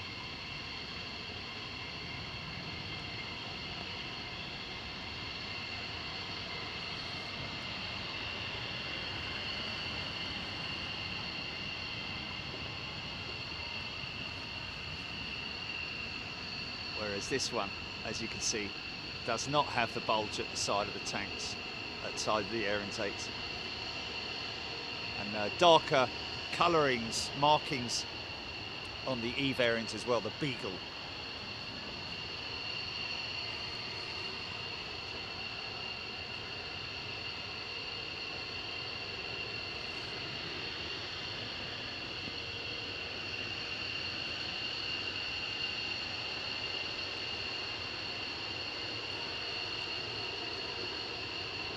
Learned a lot of stuff. Good site to visit, by the way, thunderandlightnings.co.uk, folks, if you need to get information on RAF airfields and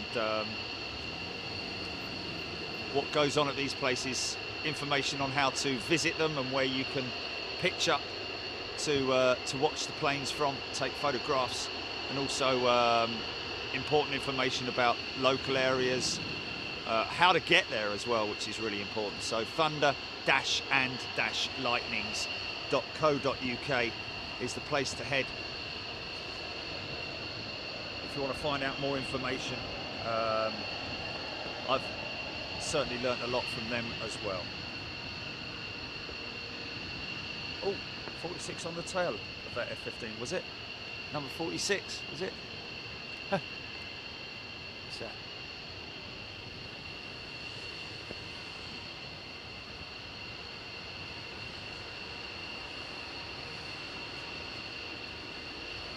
Dave Yearsley, that's a good one, a little throw in there, isn't it? Because obviously Flybe, I know we're outside the realms of what we're doing here today, but Flybe are on a recruitment drive at the moment for pilots for their Dash 8s, and by the sounds of it, there's one on a positioning flight. Dave Yearsley saying, just on a side note, Dash 8 with Flybe colours working its way up north. So there we go. Thank you, Dave.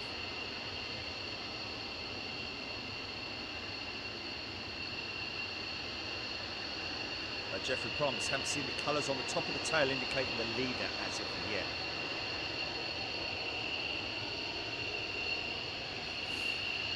You guys all picking up the tails clearly there? Make sure that you are. Wow.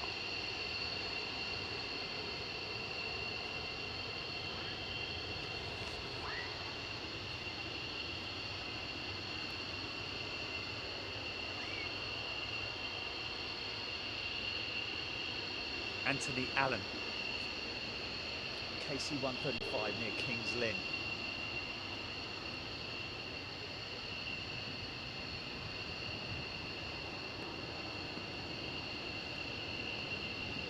Christopher Way, likely no one knows what flap is on the back of the aircraft. There is a speed brake that's sometimes you see it being used. When they're taxiing out, sometimes they might test it. But it is a single flap that opens and closes behind the canopy.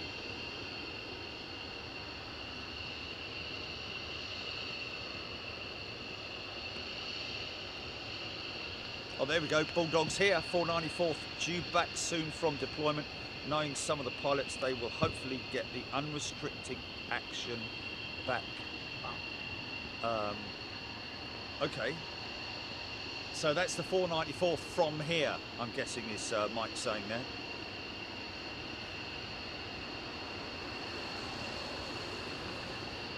Whoa, whoa, whoa, whoa, whoa, hello.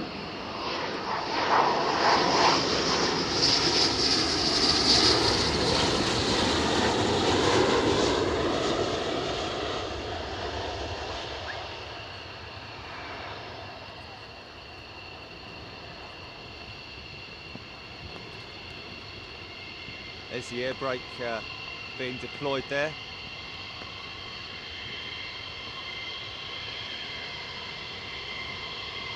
So at least we've got a lot of stuff going out anyway. So this is the E variant, like I said. I'm pretty sure it is.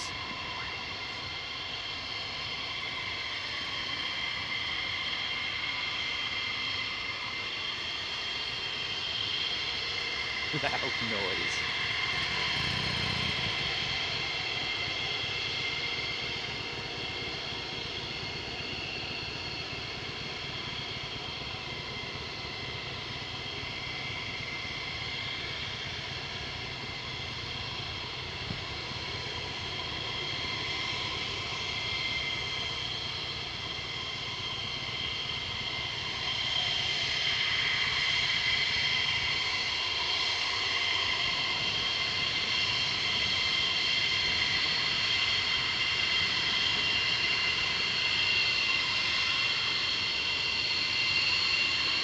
He's holding short. Do we have another one on approach? Oh, no, there he goes.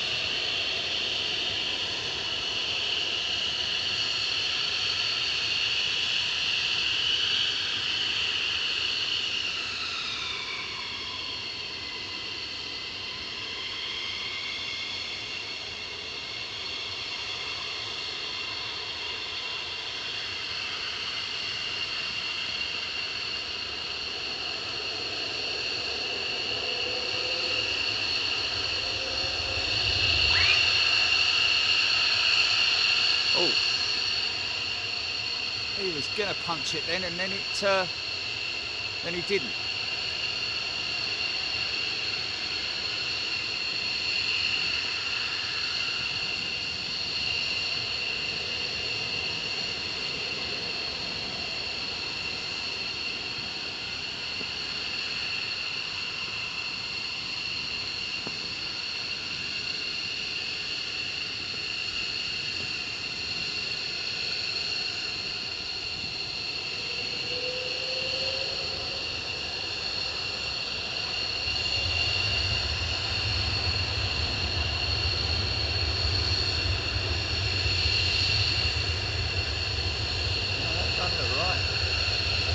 Right. There's something wrong there. Those afterburners did not want to light up. That's an RTO, folks. Clear of the runway.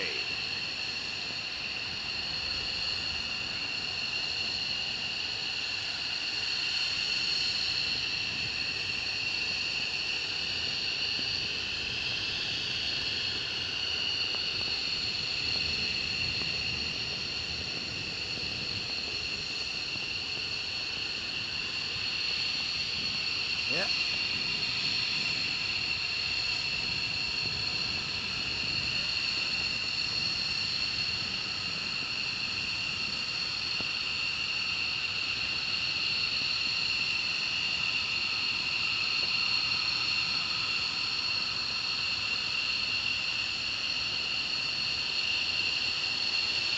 Take the handbrake off.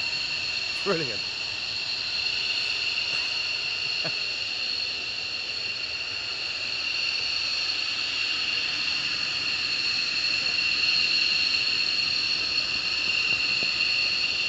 See you later, Mike. Forgot his sandwiches. It's a typical English thing, isn't it? Forgot his sandwiches. There's a little apple in there. Penguin. Cheese sandwich, apple and a penguin. And some grapes.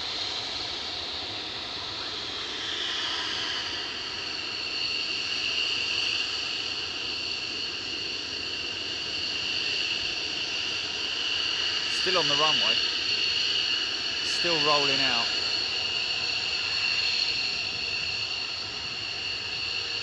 Now this is what should have.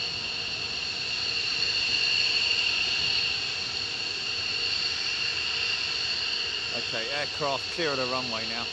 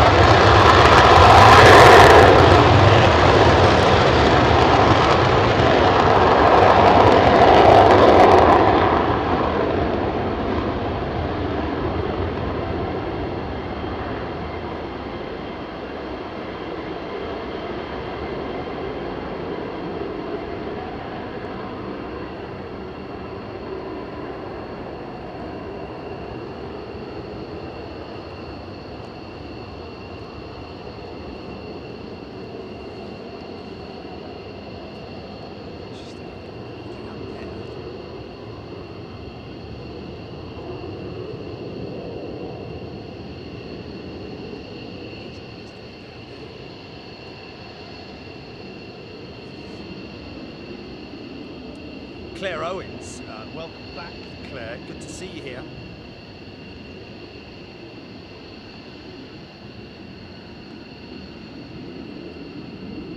Dapto 234. No drop tanks on those two that went out. So that'll be a relatively short exercise, I would have thought. Maybe a bit of seek and destroy exercise. And then hope for chips and beans. Flugelschaft. Good day to you, TJ. Hope things are well out there in Germany.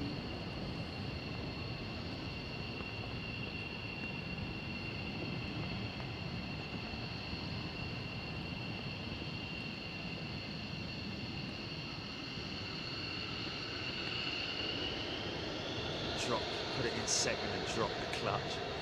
Bump start it.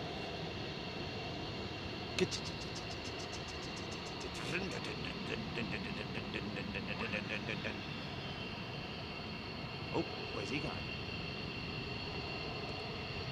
He's going back to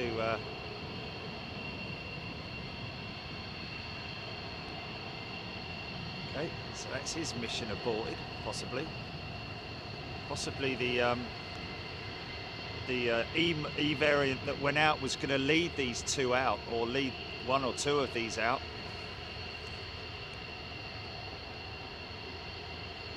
He gets an early shower. Or an early shower.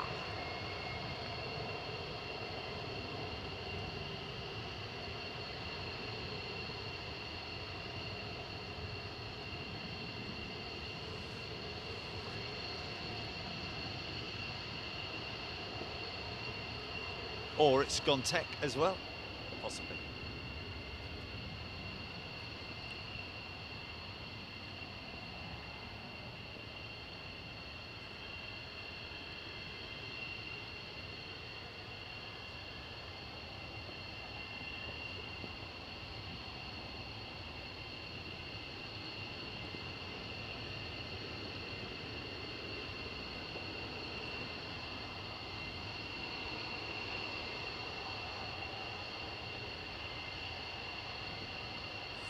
Neil Shrivener, sorry, B-52 currently over Poland, heading home from Qatar.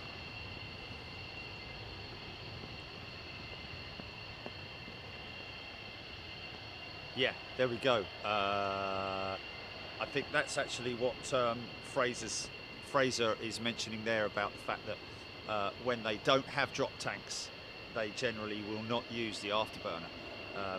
Because I think it uses an excessive amount of fuel just for the afterburner alone. So when they do come out, I remember this from last time, when they do come out without drop tanks, it will indicate that they won't be doing afterburner takeoffs.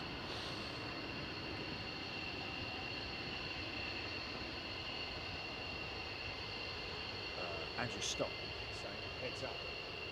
What? Out? Where? What's going on?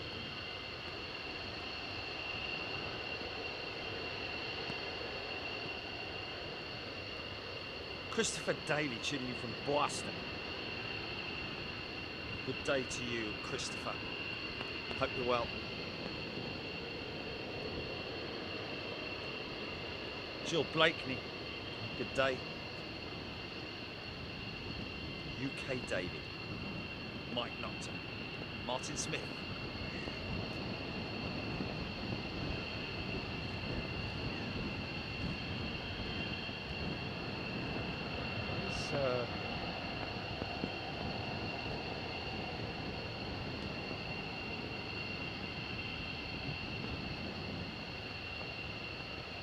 F-15 and Typhoon in close proximity over the North Sea.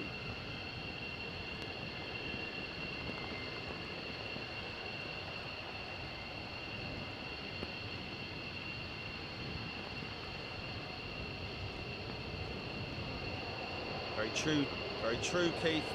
35 years old, some of these aircraft. Of course, they're up daily. Not all of them, but high percentage of them are up daily, and therefore require a significant amount of a very finely tuned maintenance as well. Especially the nozzles, the exhaust nozzles. It's a very, very fine piece of engineering, which all has to work in synchronization. It all has to be perfectly synchronized for them to squeeze the nozzles to create that high pressure for the afterburners to come into effect.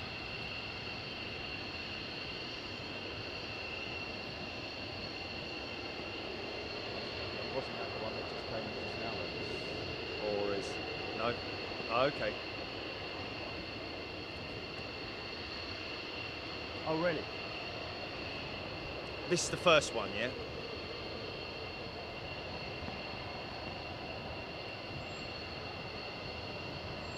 Claire Owens, I would imagine that pilot has been assigned that aircraft for his exercises. So, in terms of him literally popping out, going off to another aircraft, whether they've got one available or not, I don't know. I'd imagine he'd probably head back to the mess, sit down, have a cup of coffee,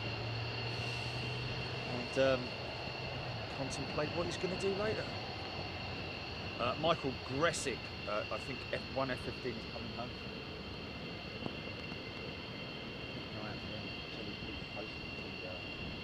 Please. Torchman, there we go, the solo Rusky that took off an hour ago or so is on his way back, so keep an eye out for him. Thank you, Torchman.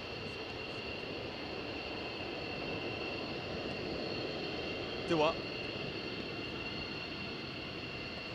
Oh, it says it's Russian on the ADSB, does it?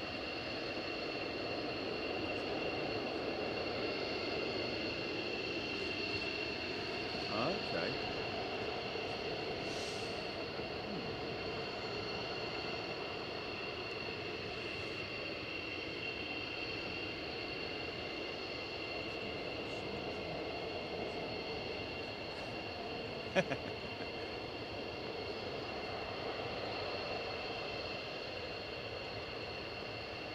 He could do that, Jeffrey. He could do that.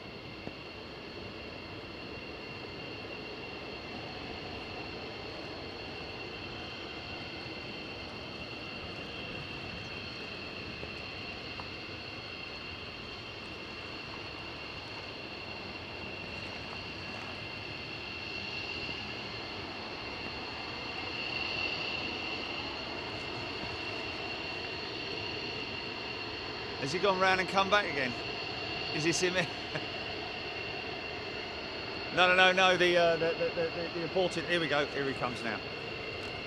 Yeah, I got him. GP. Hopefully, he's going to do a power up.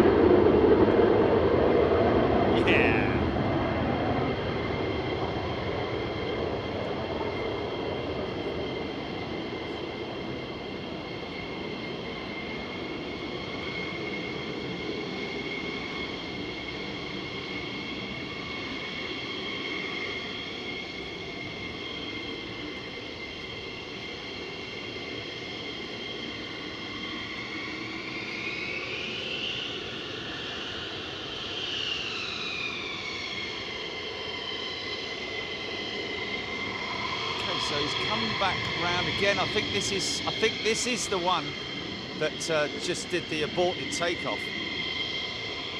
The reason I'm thinking that is because he hasn't gone to the... Wow, look how fast that guy's going, man.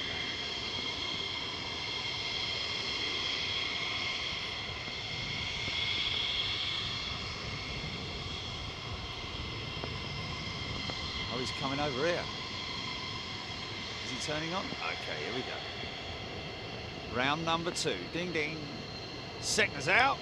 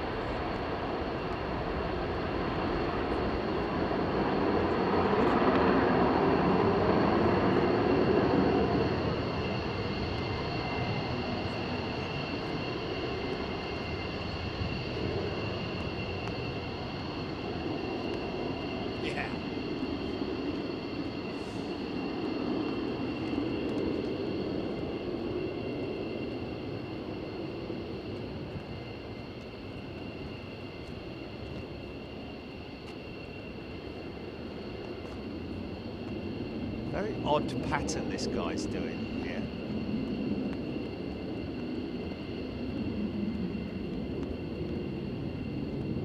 Is he going to go gear down? Normally by now they're geared down, aren't they? Oh wow, look at the vortex, man. This guy's flat out, man. He's going to go high. He's high over the field.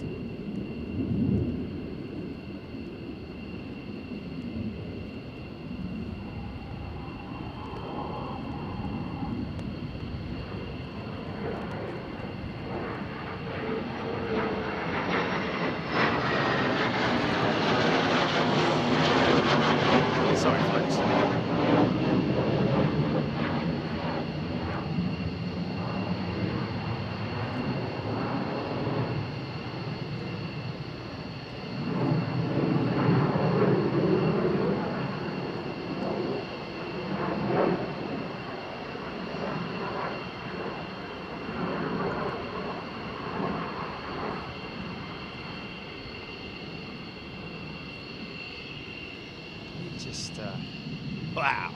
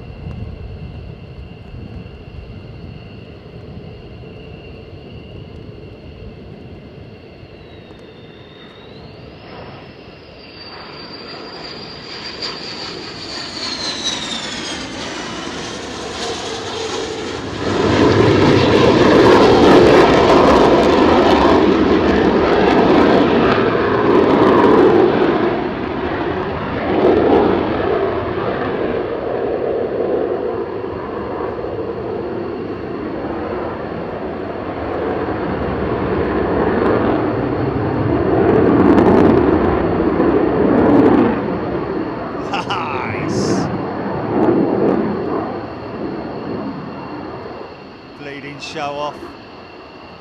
Lovely, isn't it, eh? It's flat out now, look.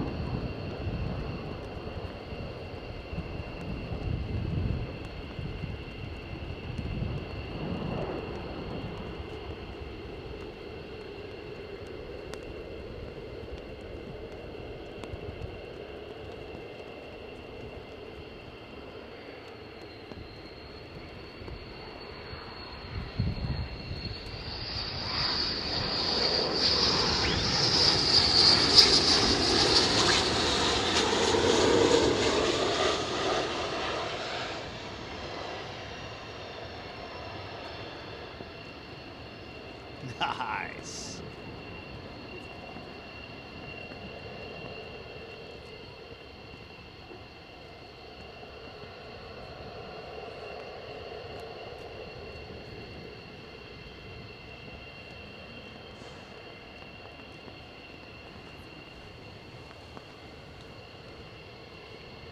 I think they're called elevons, aren't they? The elevator, single piece structure at the back, elevon. 1898 Albert. What is the slowest speed they would need to go?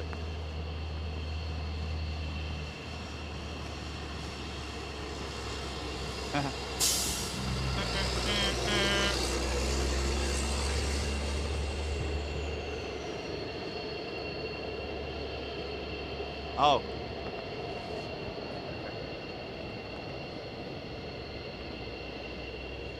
Stay. Smoke trail and spit out pictures. Well. Oh. Can you hear me, mother? There you go. Andrew Hickingbottom, thank you. Trevor. Lisbon Spotter. I love that rudder duck squeeze they have. The rubber duck squeeze. The rubber duck squeeze.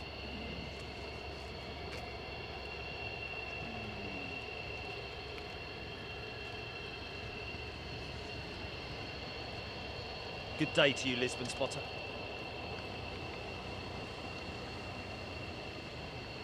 Take care, Debash. Debash mode.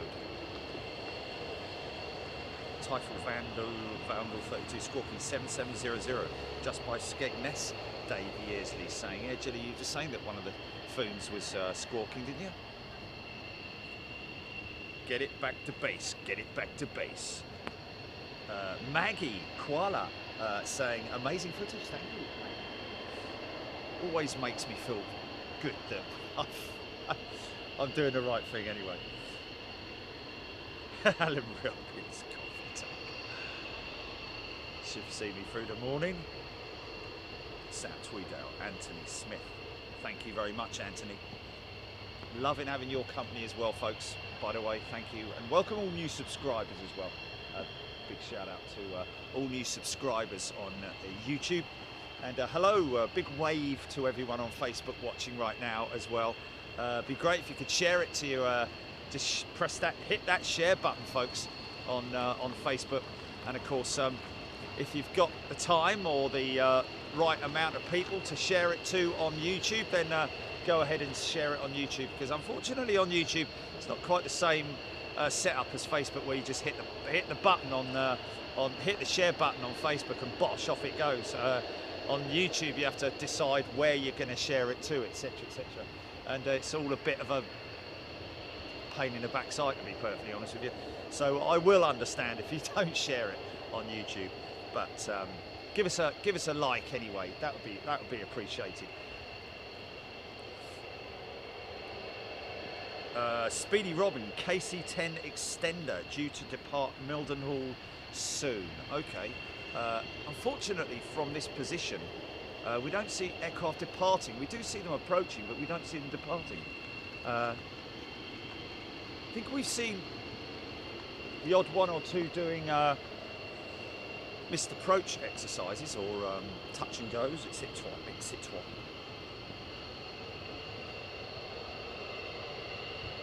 Robert O'Keefe, what is the viewing area like there? As popping by on my way back from NEC in a few weeks' time, would a three-step ladder be okay for over the fence shots? I'll be honest with you, Robert, probably need more than 3 steps. It's a great viewing area. Of course, a lot of the folks here just put the camera up against the fence. It's got, you know, as far as fences go, if there is such a thing, but the spacing on the fencing here is actually quite decent. But you can walk all the way up. You can walk up through there as well, and all the way along a bit further down there. but it's a good place. Parking's free. Good friendly people down here to have a chat to, have a natter with. Jake Harvey, good day to you. Kevin Barnett.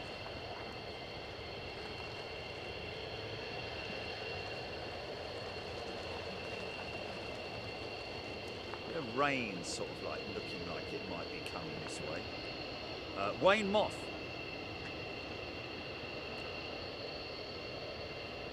Wayne Moth yesterday watching typhoons over Chapel St Leonard's.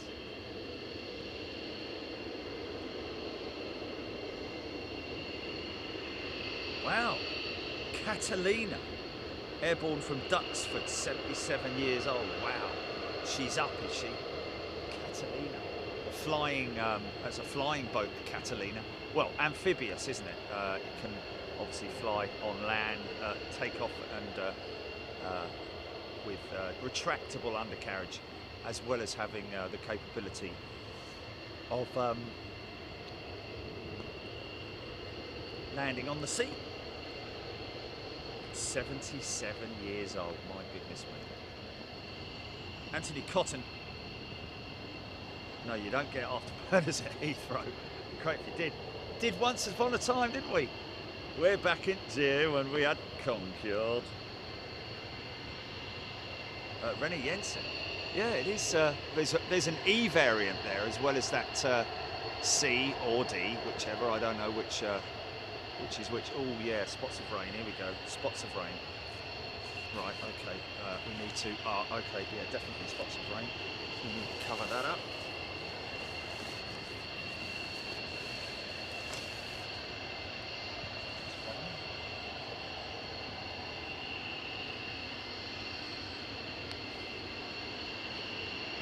All okay, do you think?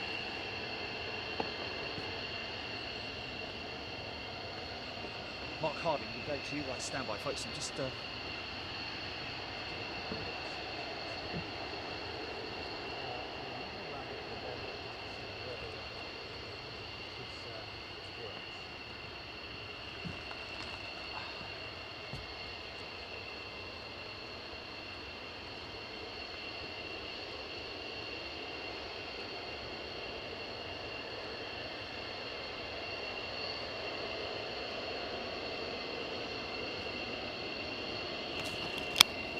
Okay, ready? Are you ready, Gilly? I'm going to go Lavelia now. 3, 2, 1. Stand by, stand by, stand by.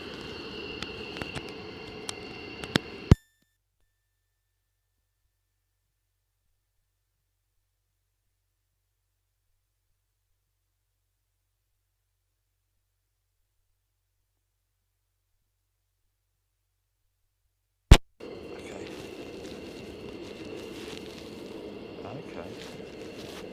And now it's back on again, yeah? Okay, well that's no good then, that one.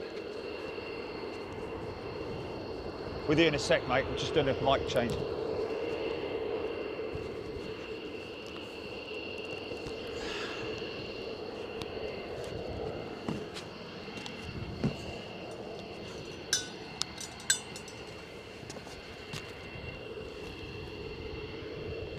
Okay, going in again. Doing it again, Julie. Check, check, 1, 2, 1, 2, check, check.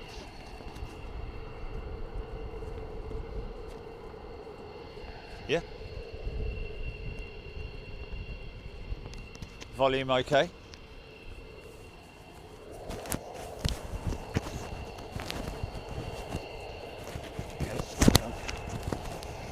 I just want to be ready for this rain when it, as and when, if and when it comes.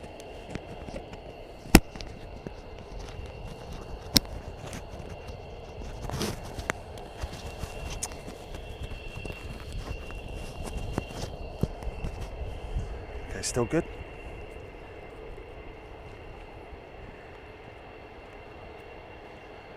Okay, can you still hear the planes? That's the question. Can you still hear those?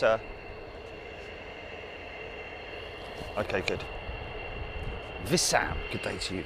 Right, let me just, right, that's going to be thrown in the trash then, that. Okay,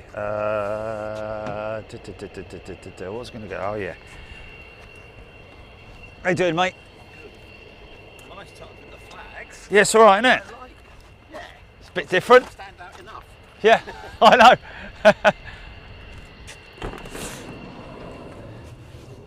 Right, okay. Waterproofs at the ready.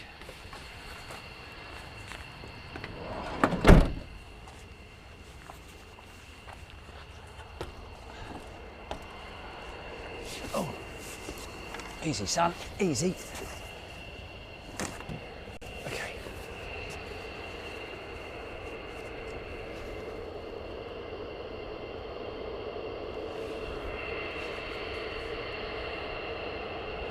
Well, like we were saying, Delta Zach, F-15's been waiting for a while. They have, haven't they? I just want to be... Oh!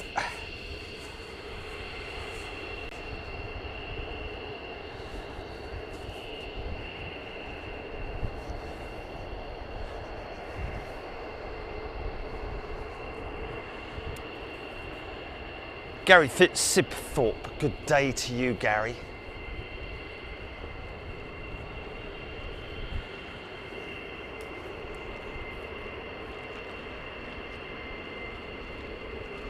Oh, that was it, Danny. Don Robbie, I remember that when they had to raise the money to rescue the Catalina, didn't they, from Loch Ness? Flew home to Duxford.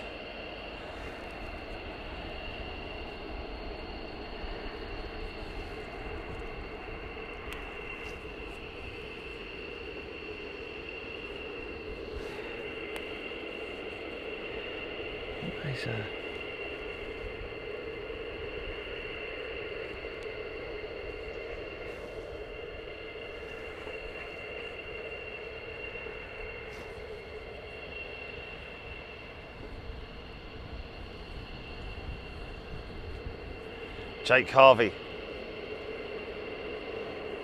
Raining heavy in Essex. Thanks, Jake. I imagine that's probably coming my way. I think I'd, yeah, definitely spits and spots.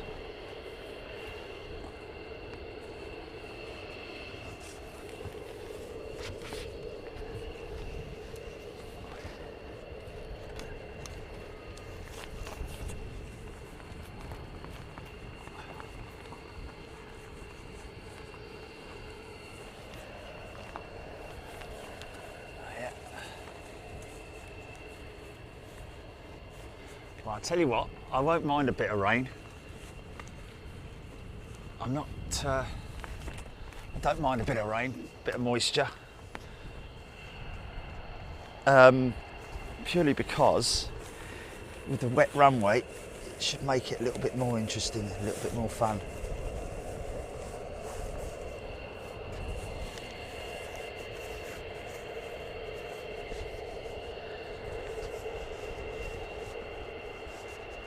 Wow.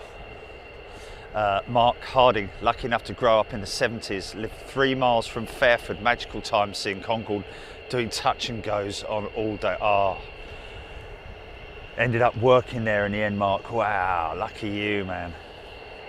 Great memories if you know, growing up as a lad. I was born in '63, so in the 70s, yeah.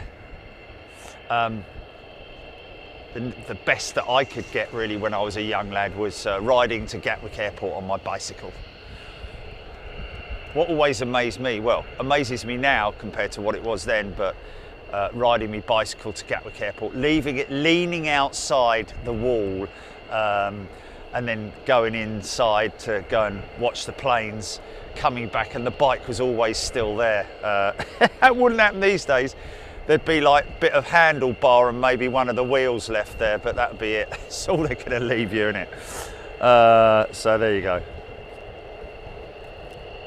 Jeffrey Harvey, good day to you. Welcome back. Wishing us a welcome back.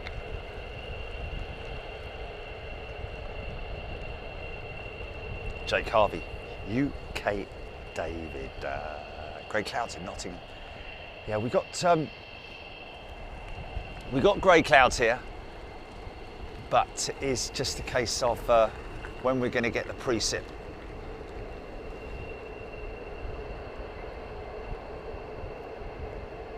See, that's a good 10 minutes they've been sitting there, isn't it? If not a little bit longer, maybe 20 minutes. Dave Morgan, Vandal 32 Euro, has landed safe, he hopes, off radar at Coningsby.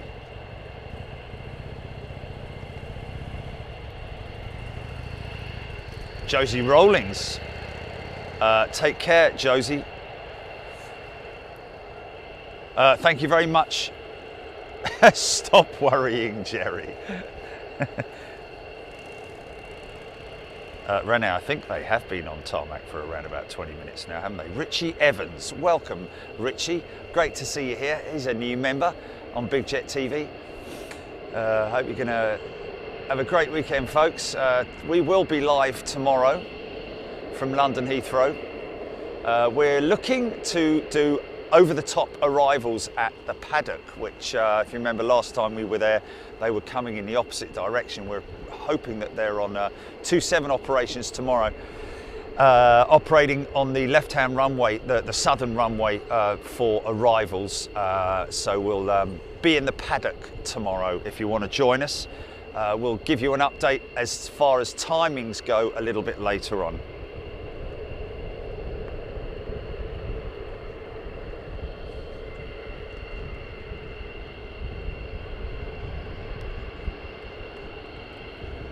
Hertfordshire 247. Christopher Way, Rain and Thunder from 1200 as. Well, I've got everything. I've got my poncho. I haven't had the opportunity yet to actually use my poncho, so I'm looking forward to that moment.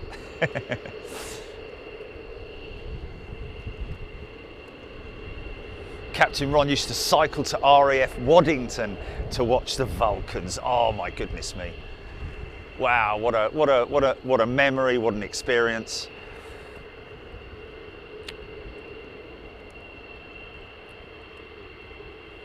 Martin Ralph, yeah. By the time they get up there, they will need. Mind they have got the drop tanks, so we have seen them before.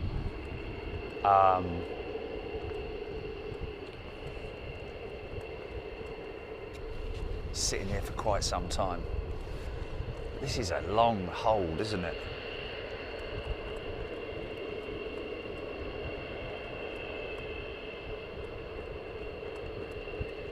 Dapto 234.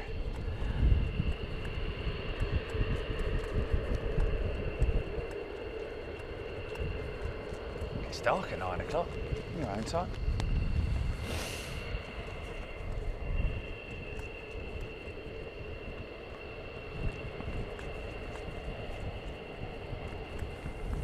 Recce Ridgard. Come to Abingdon Airshow.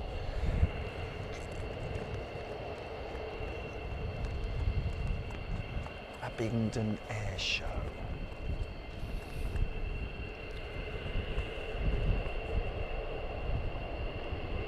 Oh, Captain Bob, lucky enough to see Concorde fly at Farnborough for the first time. Lucky you, sir.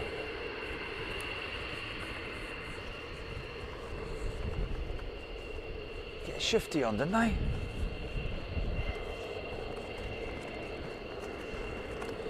Renee, can you zoom in on the first here behind the cockpit? He went to engine is open. Well, it's the only one I can.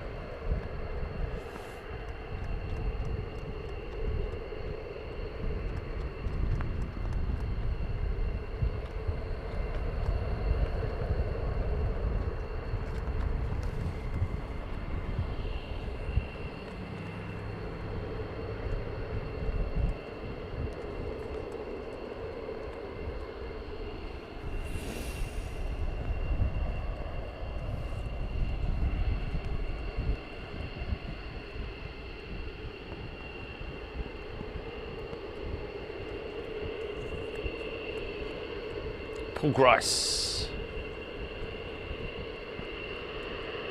Darren Golding's been to Abingdon Airshow before. When is Abingdon Airshow?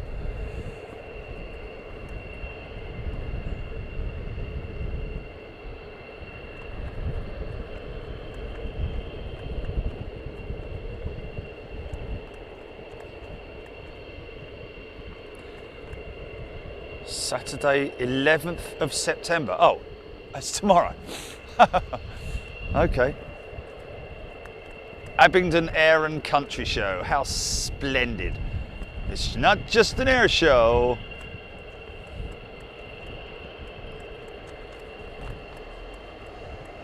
At the Abingdon Airfield, Dalton Barracks, Oxfordshire.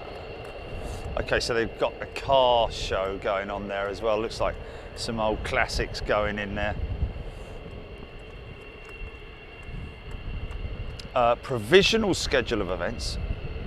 9:15 to 12:15, various aircraft flying. Falconry demonstration in the arena. Oh, that just any kind of demonstration in the arena always reminds me of Alan Partridge. Fire! Fire! The fair's on fire!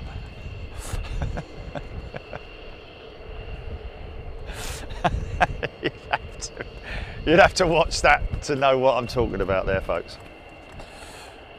You're really not listening to me, are you?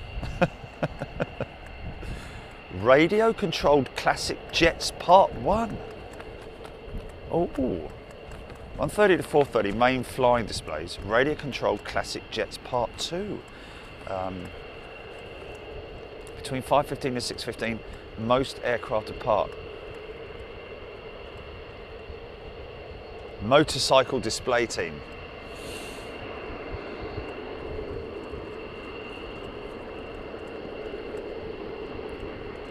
St. Sled's Husky Dog demonstration.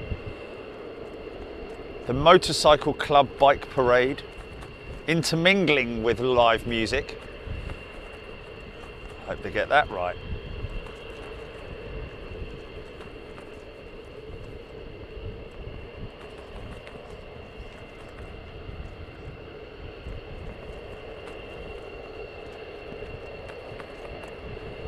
And by the looks of it, they've done everything they can to cover the whole thing with regards to distancing and so on and so forth.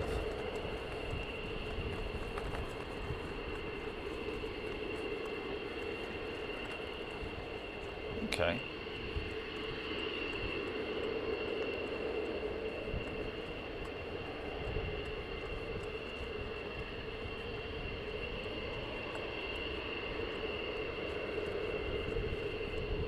Sounds like a lovely little air show.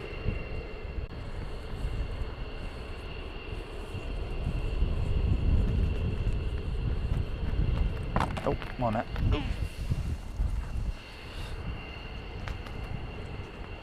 Vegetable judging contest, Andrew Hickingbottom, yeah. Yes, what's that? What are those? No, I don't think I like them. They look like fingers. Yeah, no, don't like them. Quickly, right, pass on. No, that's no good. Don't like that. Oh, is it frozen, Jilly? Oh, YouTube froze on us. Sorry about that. Rene, yeah, you do have to have a lot of patience. He's probably tapping his fingers now, I would have thought, but done about everything that he could do, isn't it?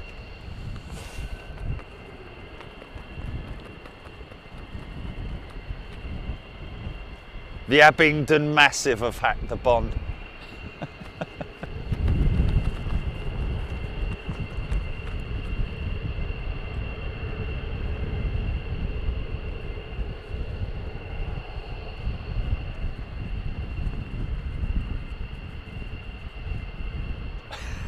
Old ladies.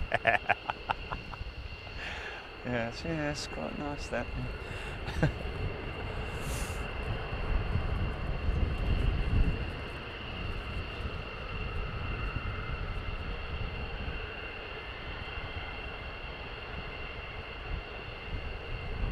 O'Reilly. Surely there's a point at which they...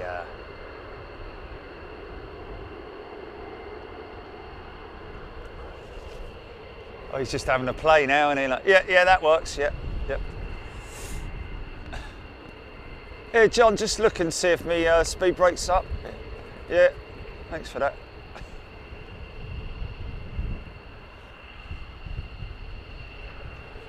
I doubt very much his name's John, and I doubt very much he speaks like that.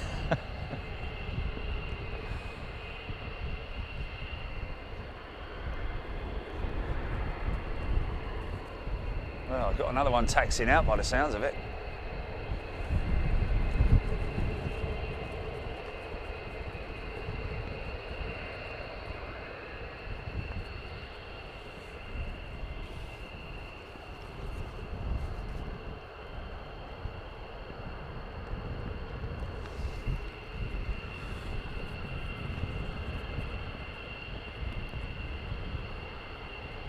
Stephen Bowen tuning in from South Gloucestershire. Good day to you, Stephen.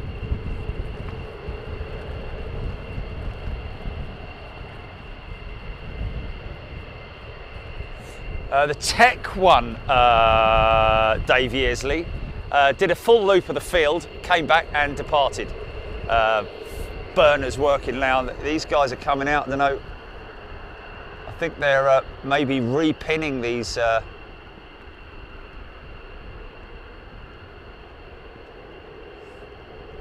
Putting chocks in. Yeah, these guys are not going anywhere, I don't think.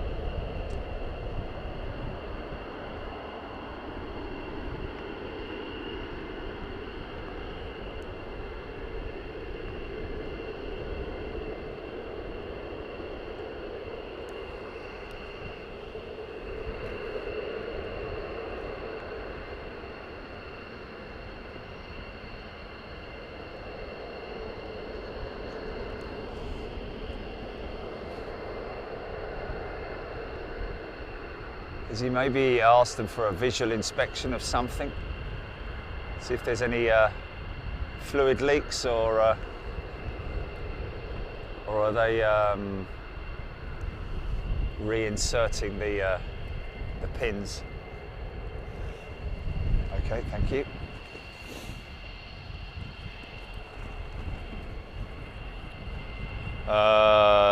Jibber jabber. Got another one coming in. Thank you, Jibber Jabber.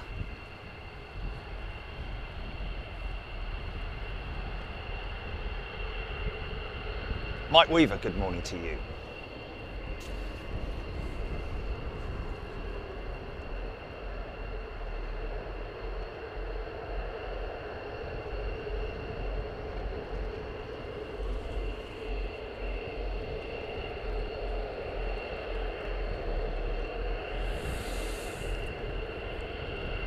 Aled Hughes, thank you.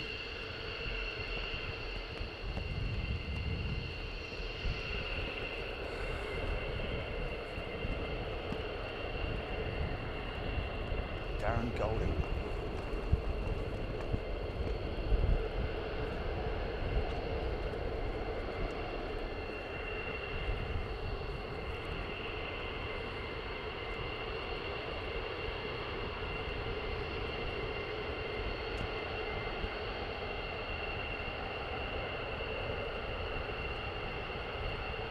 Anthony Hayes is a new member. Welcome, Anthony.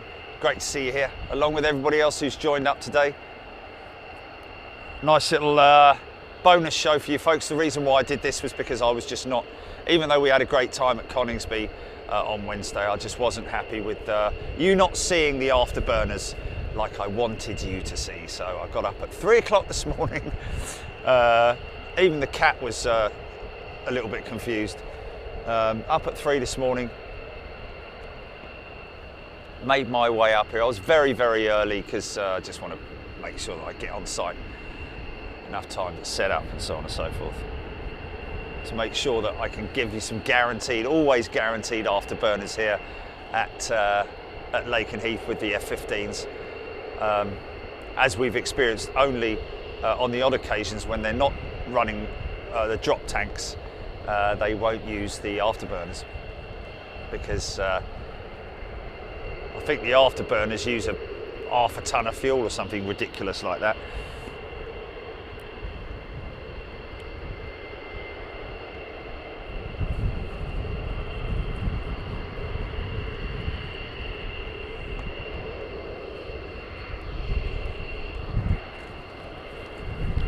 Fish and Chip Friday, Torchman.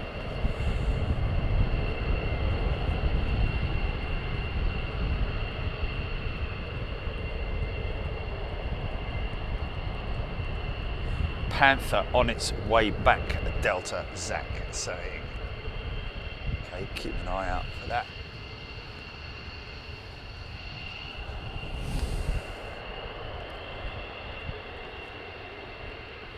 There's another one coming out.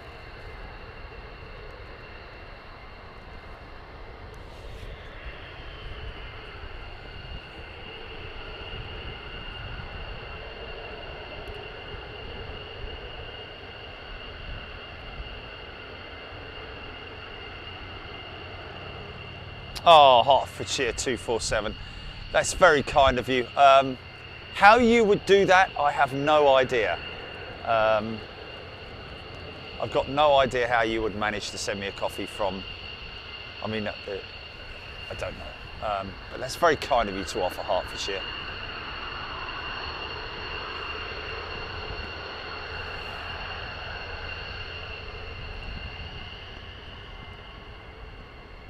And my coffee of choice is always very easy. It's just a latte, no sugar, just a latte, as it comes. No funky milk or anything like that.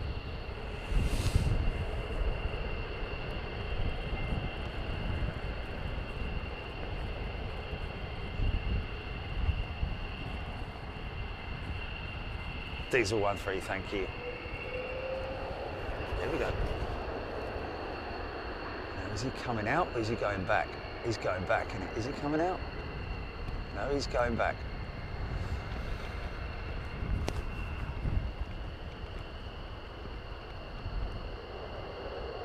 That's a tech.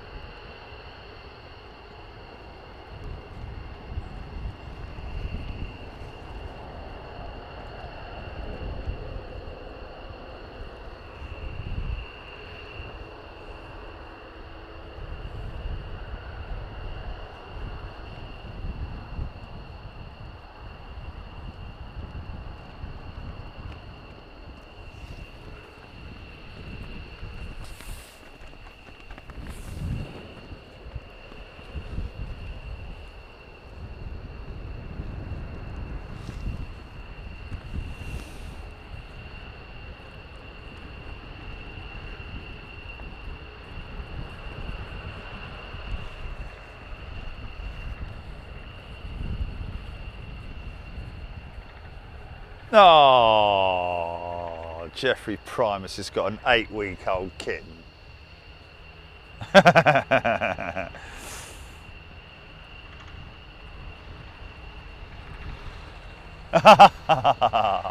Bless.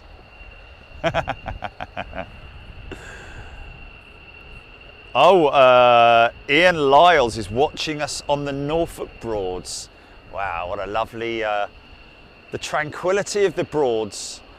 Again, another typical Alan Partridge sketch with him doing the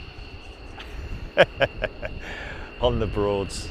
It's a cow. I've got a cow on me. Sorry.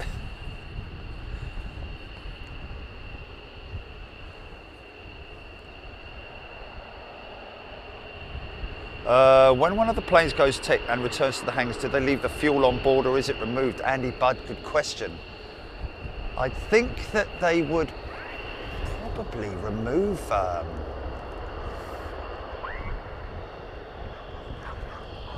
unless the aircraft is due to be operational later on. I'd imagine they would. I don't know, it's a good question though. Anyway. Thank you for your patience, ladies and gentlemen. We now have some afterburner action on its way out.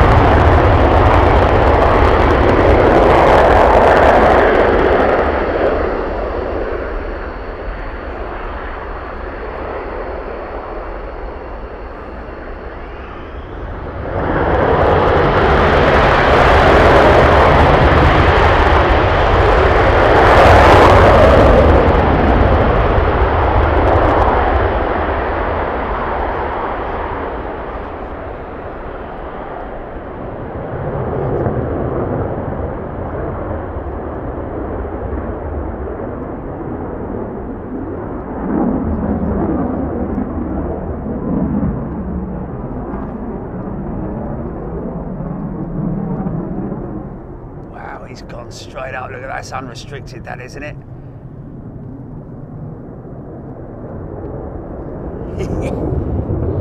Oh, look at that.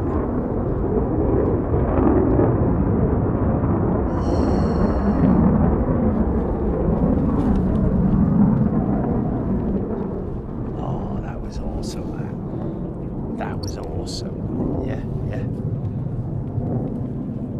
Yeah.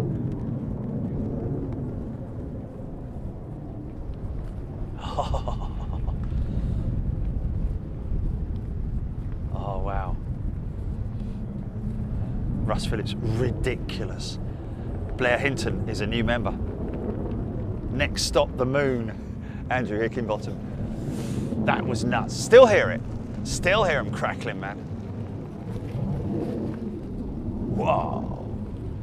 Now, that's them done. Now, let's just see if these guys, let's watch these guys because they're the ground teams.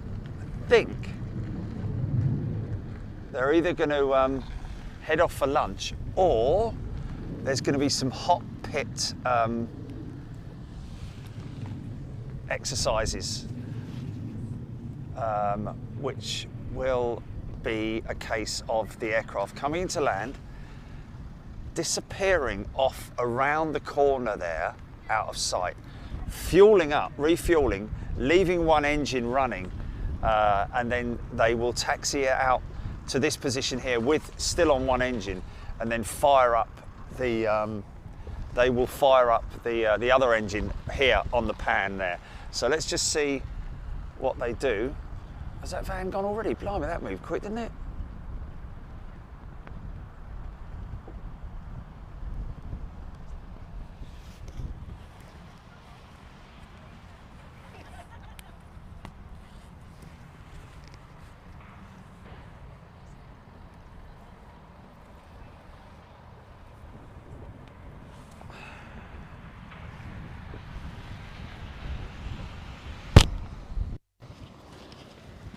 Oh, sorry about that. Oh, sorry about that.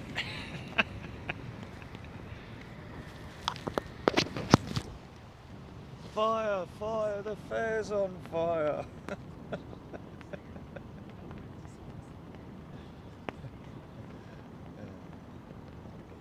You had to be there. Oh, on that. Wow, wow, wow. Everybody's wow. No time to waste, straight up TCC Delta. Wow. Vertical, James Tune, Ian Morrison, Jeffrey Primus went vertical in a hurry. Vertical action, Andy Collins, Maggie, everyone loving it. Terry G.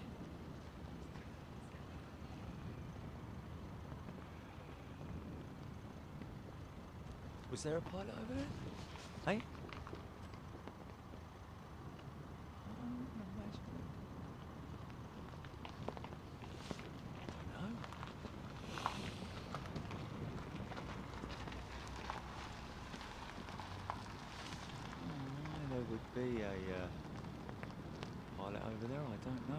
maybe.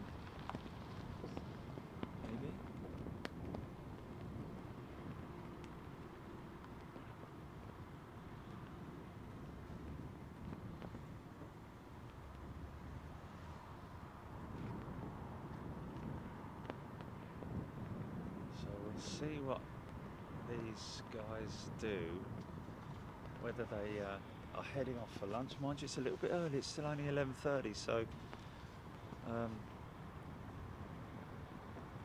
let's see where they go. It does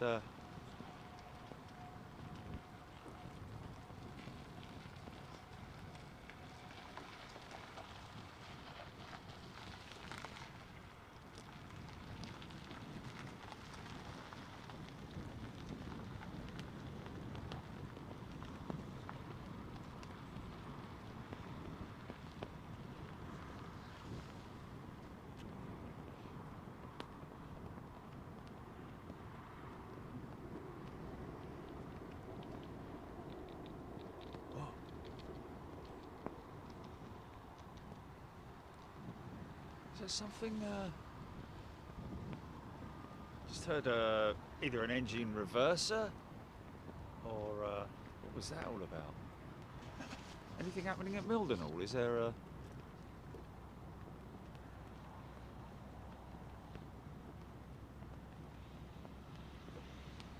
Yeah, I'd say it's definitely a pilot far right, isn't it? Because he's got them pockets on the trousers.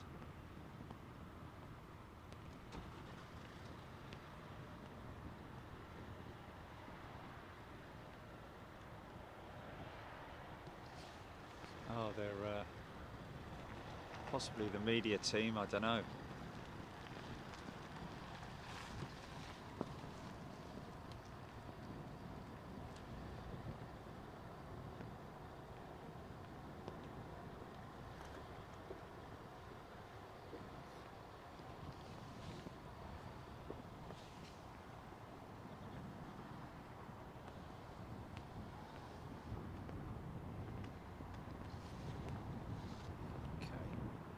These guys just headed back to their car. I mean, the fact that the extinguishers are still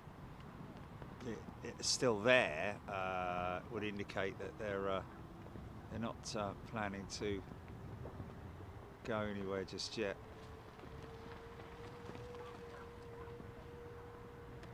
Jet starting. An engine start.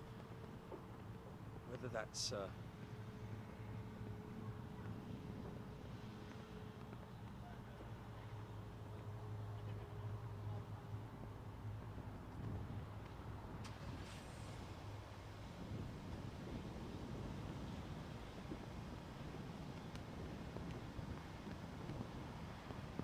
oh, hard for you 247. You don't need to worry. It's fine. Thank you, my friend.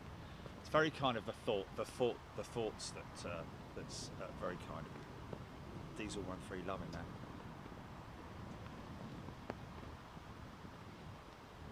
Trevline 8Gs sitting in that seat.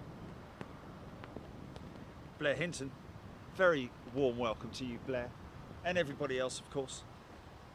Rob Van Roy just watched Dublin Part 1 and 2. There we go. It is interesting when Gilly and I are sort of like looking through all the statistics on a weekly basis, and it is amazing to see some of the videos that are being watched at any one time from anywhere around the world. Stuff from like years ago as well. Somebody was watching the first ever show. You know, people watch so much different stuff of Big Jet TV from way back when.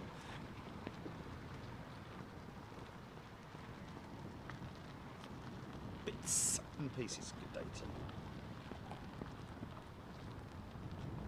Bob the Bomb, still waiting for that KC-10. It's been on radar for some time, hasn't he? Blair Hinton, he's tuning in from Wellington, New Zealand on a cold, wet Friday night. Blair, I hope sending all our love to you guys out there in New Zealand. Hope to see some of you folks back over here again soon, and us to be able to travel out to see you as well.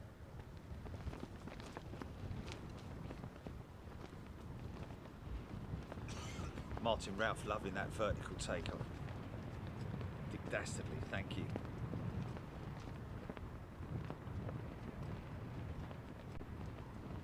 Daniel Morgan. Don't know if it's the F-15s or KC-135 that's playing music.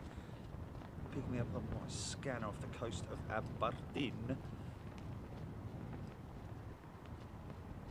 Delta Zach. F-15 about to go overhead, I think.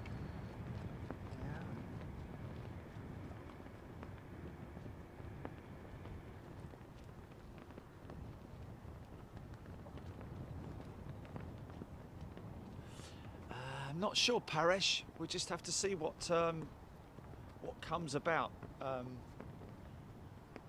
been a bit of a tricky year, of course, here in the UK for air shows. Lots of cancellations and so on and so forth, but obviously we would love to cover one of the majors, but so many of them being, you know, uncertain at the moment. Jerry, did you not see the ABs on back of van, Mike? Not to say. Oh, afterburners, okay. Mirrorman would love to see some arrest the cable and hook landing action. Yeah, that would be fantastic.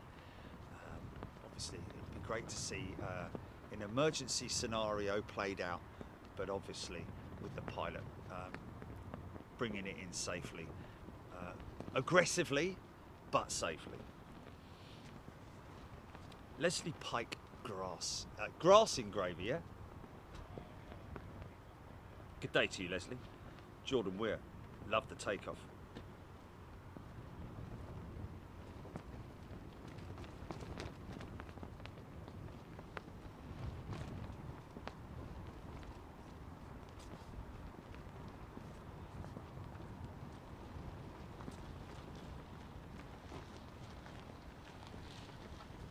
Games SR-71 at Fairford went vertical at IAT Airshow. What a noise, like watching a space rocket go up. Yeah. The U2 also single engine, the U2, isn't it? But that thing can make a hefty noise as well. Usually goes up vertical or near vertical.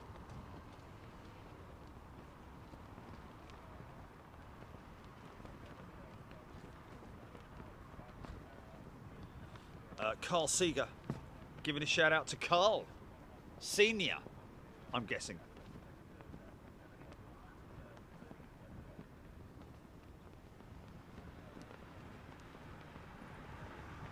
Okay. A big shout out to Carl anyway. Dave Battison, good morning to you. There we go. Blair Hinton's figured out now he can get it on his 48-inch TV. There we go. Keep Cornell, Reaper 11 over North Sea descending flight. Descending F-15, okay. Keep an eye out for that.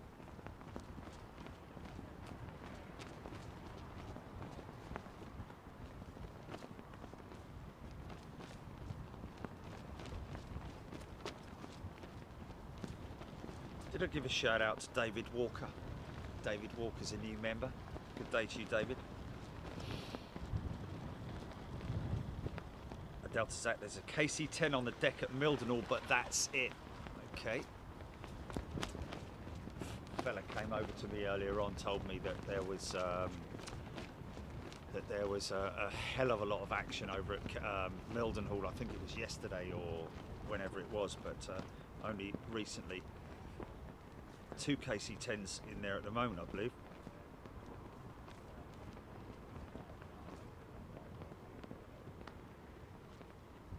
TCC was watching the first show last week. There we go. Andrew Hickingbottom watching the Boston shows a month or so ago. There we go. Mark Norris, welcome back, Mark. He's a first-class member. Good to see you, Mark. Hope you're enjoying yourself watching the show.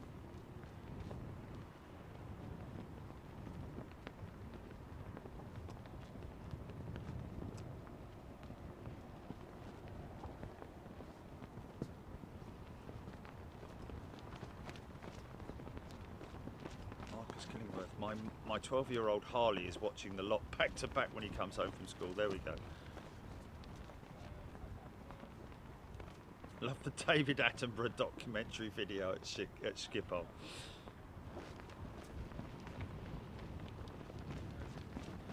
Joe Thompson's watched the Storm Kira show over 10 times. Usually watch a past show once a day, if not live. Wow, there we go.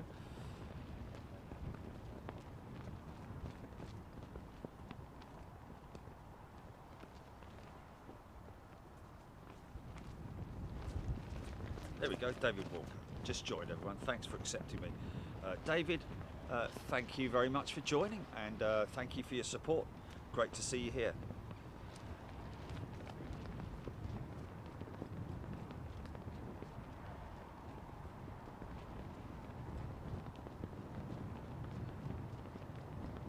Hopefully see you here, Blair.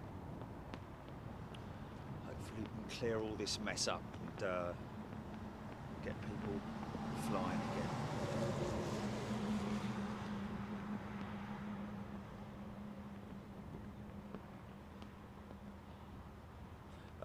Paul Ralph. It is not. You can listen to it at home, yes, but you just can't broadcast it. You can listen to it anywhere, really. I mean, to be perfectly honest with you, if a situation arises where there's someone next to me and they've got a radio on, like Andy has, just 40 feet away from me, if it gets picked up, then it gets picked up. Just so long as we are not actively broadcasting it from our unit here, then it's absolutely fine.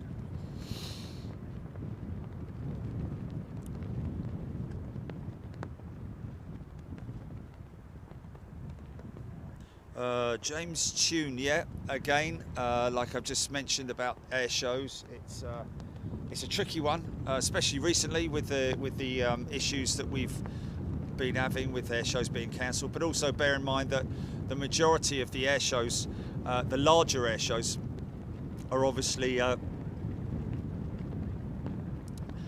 already assigned to other companies that have been working with them for many years. So, and also they do a great job. It has to be said. They have the big screens there and all that kind of thing. Of course, for us to be able to pump it out to the masses globally, it's always a wonderful opportunity. But sometimes the organisers don't quite see the full potential and opportunity that's put under their noses.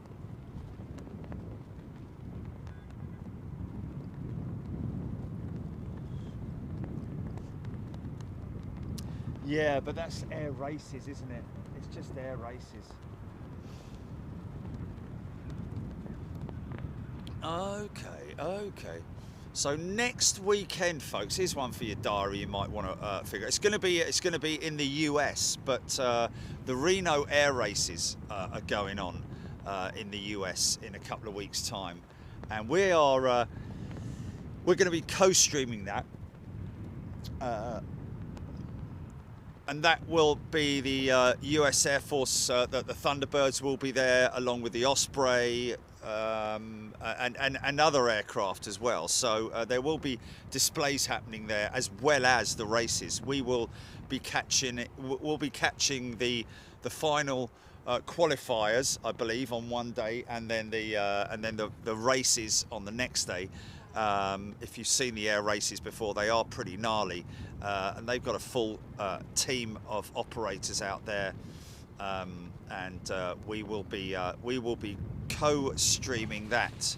I think it's next weekend, next Saturday or Sunday. Now, is this guy coming to take that extinguisher in?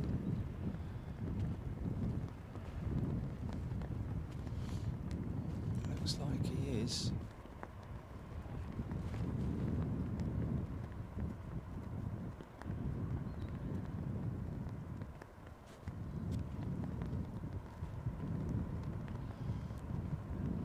Those two oppos walking back to their vehicles. Oh no, they're the camera guys, aren't they? Are they the camera guys? I don't know.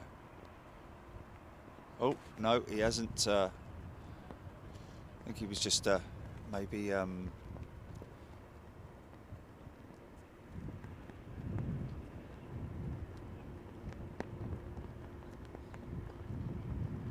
hear something?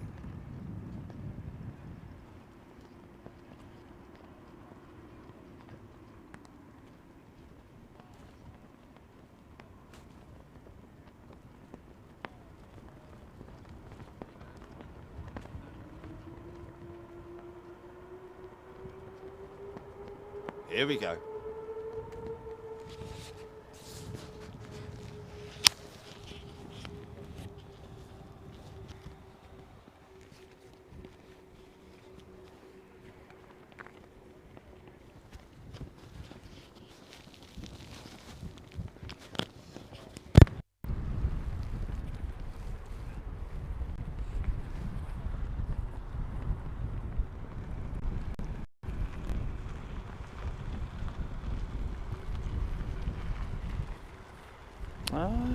Buzz Air. Did we catch Buzz Air? Marcus Killingsworth asking. No, don't think they were the camera ops, were they? They are oppos.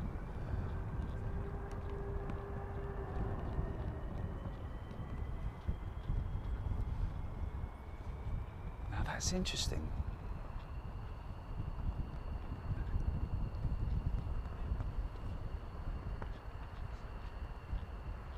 I'm just going to quickly switch this out. Bob the Bomb, KC-10 lining up. Keep you posted on that. On the runway now, Dad. 234, thank you.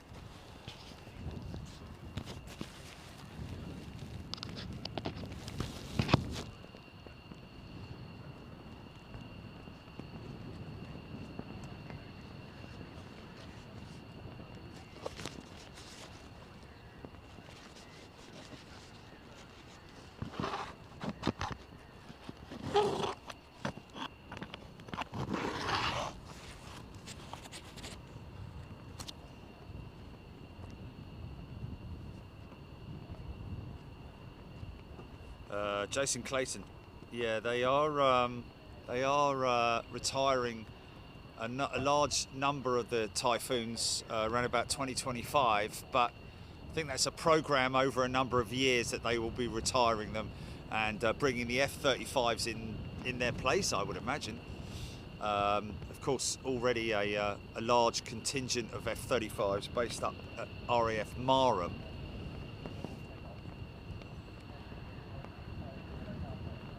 What's that?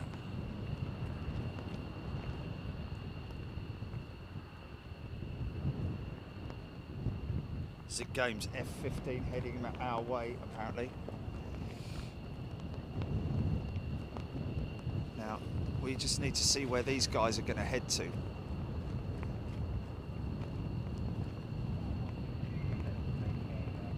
So he's done. They are done there. This is all a question of, there we go. P-51s are in the air race. Yes, they are. There's quite a few private P-51s, along with, there's actually a classic category in the air race. It's like literally the Formula One category and the classic pistons. Oh. Engine test.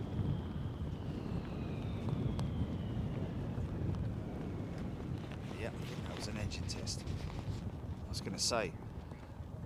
Right now, this is the quest. This is what's critical now. Is whether these guys make it over this way, or and come and park over here. Okay, thank you. Oh no, they're going back. Right, okay, so these guys are not coming into hot pit. So it looks like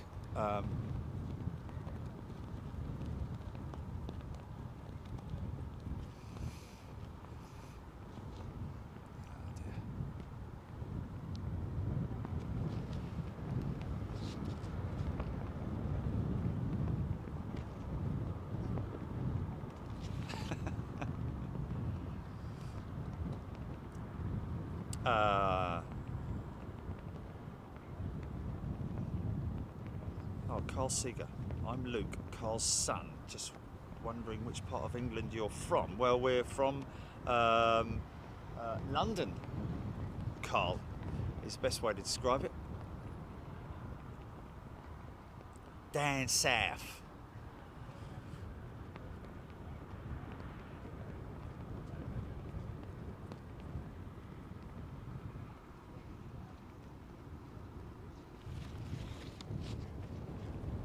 Ah, that's a shame. I think I can hear him overhead.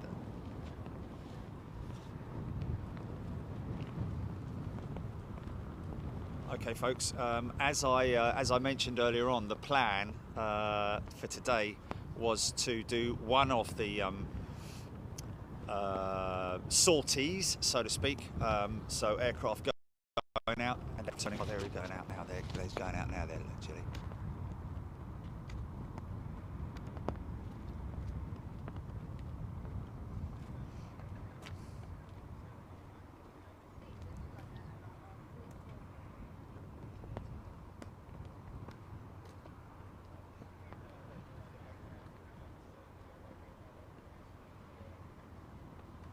Are they operational then?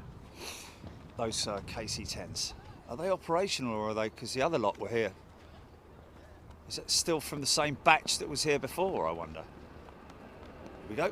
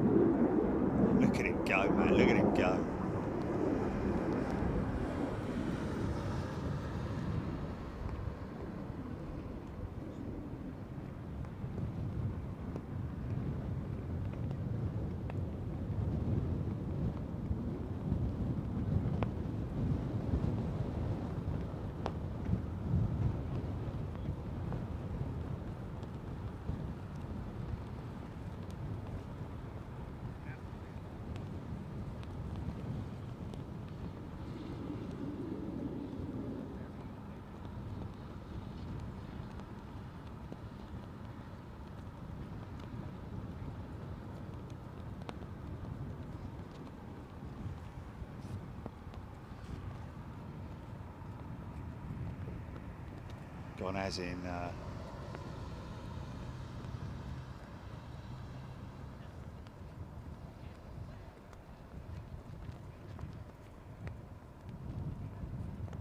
oh wow. 2B52. Are those 2B52s from Germany, or are they or are they?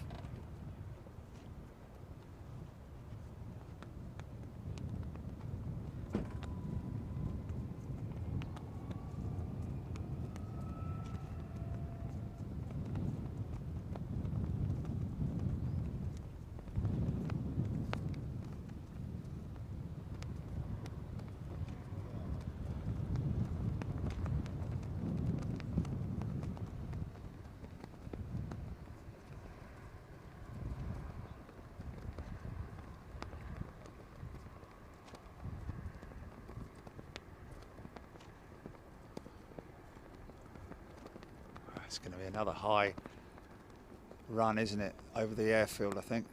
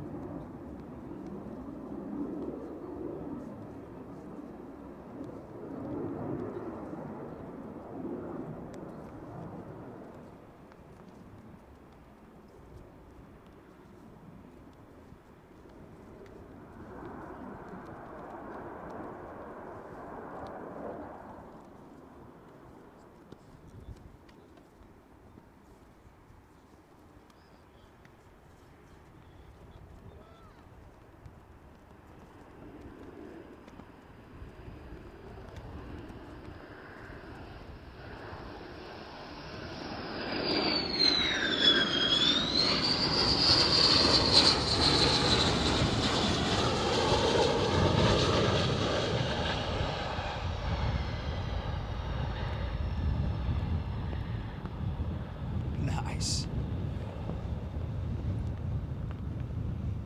Now the returning C variants will, how long they're going to be gone for, I don't know. Any radar activity with them, Julie?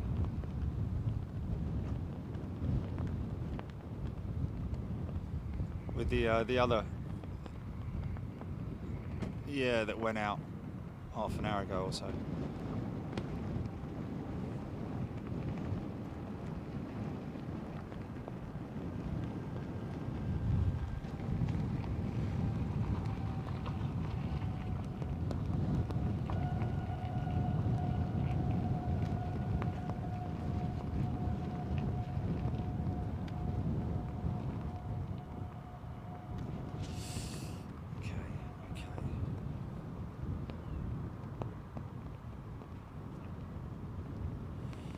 Jez Bass or Jez Base is RAF Northolt worth checking out?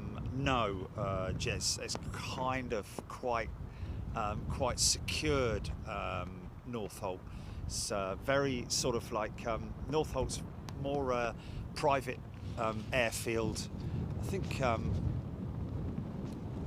the government use it as well, but Northolt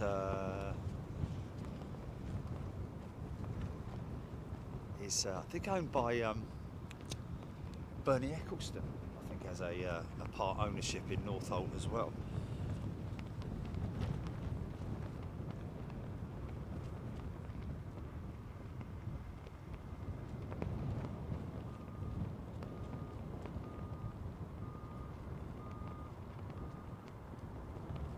Oh, okay, okay.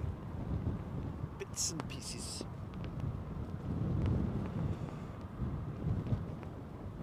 Thank you, David Walker. Very kind. Yeah.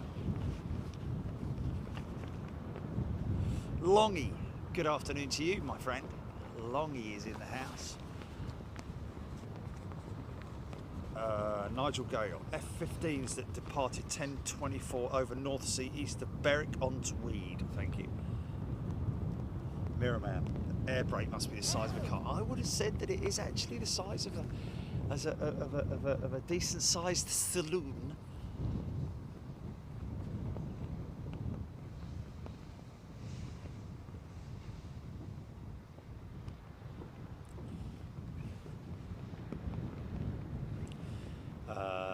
Neil Shruvner, yes, I think Neil. I think that is what they are doing, heading out.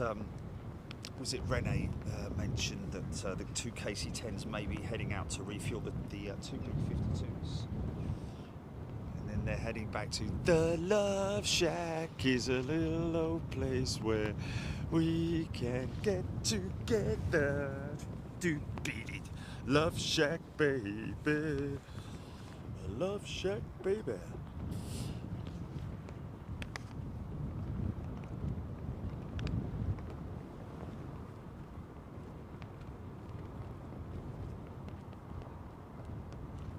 Carmen 2020.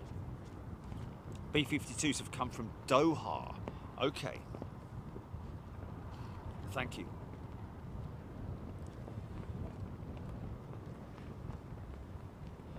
Oh, David, wishing he had got up this morning and come to Lakenheath. Oh well, there'll always be another time, David. Cole Potlock, good afternoon to you. Portlock, sorry. Jeffrey Harvey, yes. Probably an evening show up at Lakenheath. They do switch between day and night operations here, much like they do at Coningsby as well.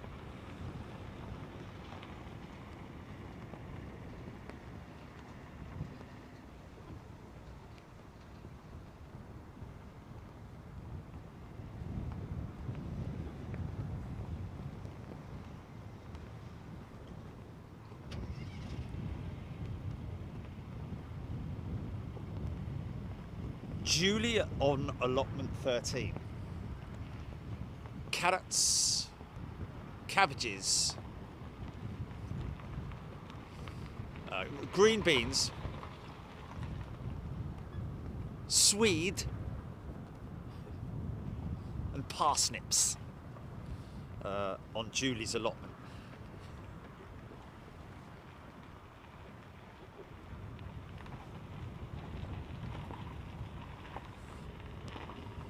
Rep Ryan, good morning. How can military aircraft be tracked online? Rep Ron. Ron, it is a ADSB, Alpha Delta Sierra Bravo, and then I think you can download the app. There's an ADSB app, Julie, isn't there? Oh, okay. So open ADSB.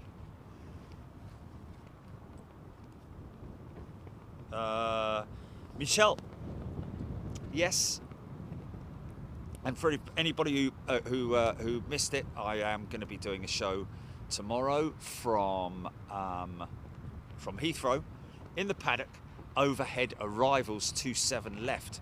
That's the plan, unless things change with the winds and so on and so forth.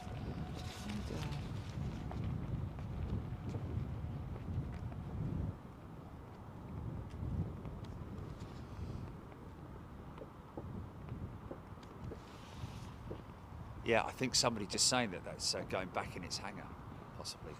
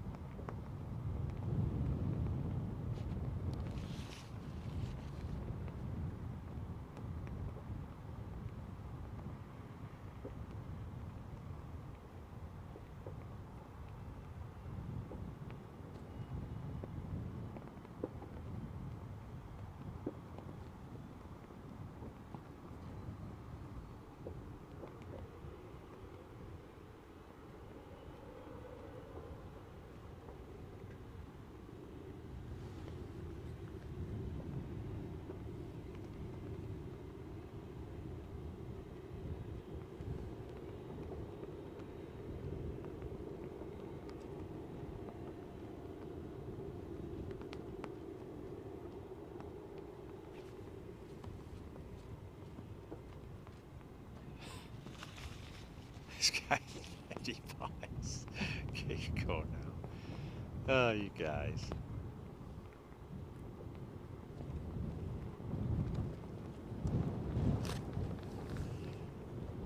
Well, they're normally back for lunch, aren't they? So I would say that we hang for these guys for those other aircraft that went out earlier.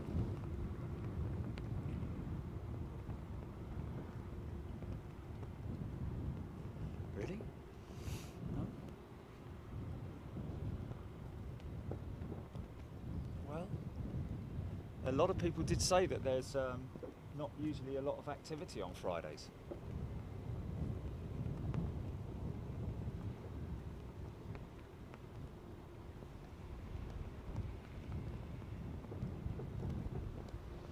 Nigel Gale.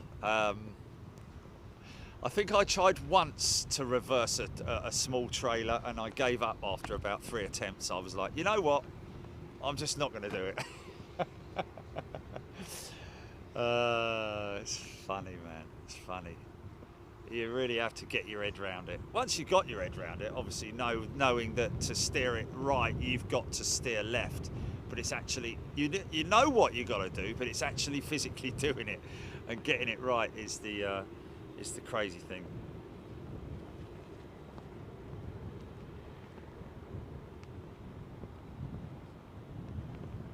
Torchman, KC-135 on its way into either you or Mildenhall. Wow, wouldn't it be great if it did divert into Lakenheath? Martin Ralph. Adam Cruz, we will notify you later as to the show time for tomorrow.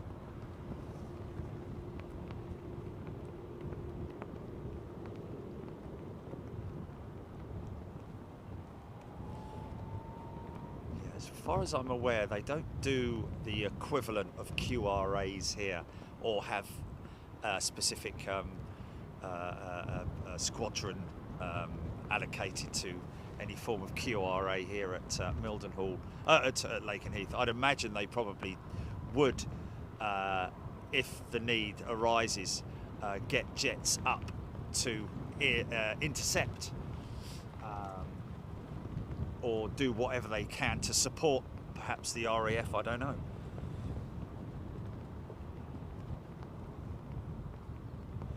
Alan Robbins, British Airways, not yet operating their 380, unfortunately.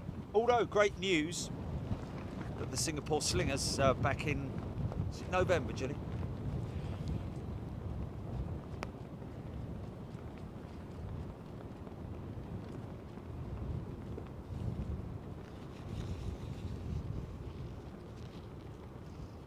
Well, be patient, folks, because hearing that there's possibly, it's half day Friday. Fish and chips on the menu today, I think, seeing as it's Friday. Place and chips. I like a bit of place.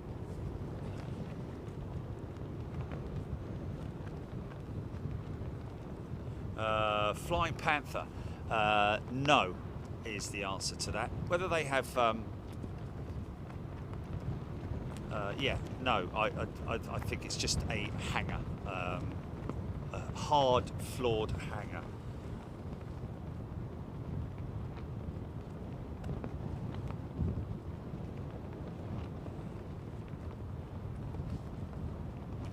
Oh, Dave Yesley, all sorts over the North Sea, must be a big training session. Foons and F-15s, Hawks as well. Interesting that yeah, so those, because there were a couple of those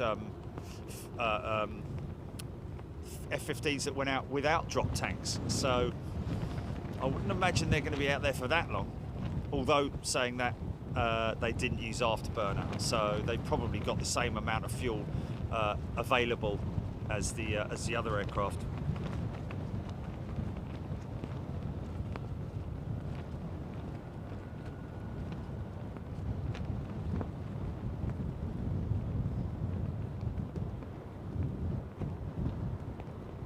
Oh, Nigel Gale, that's funny.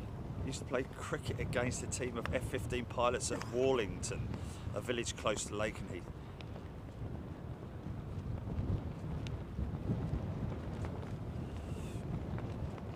They were keen but couldn't handle the spin bowling.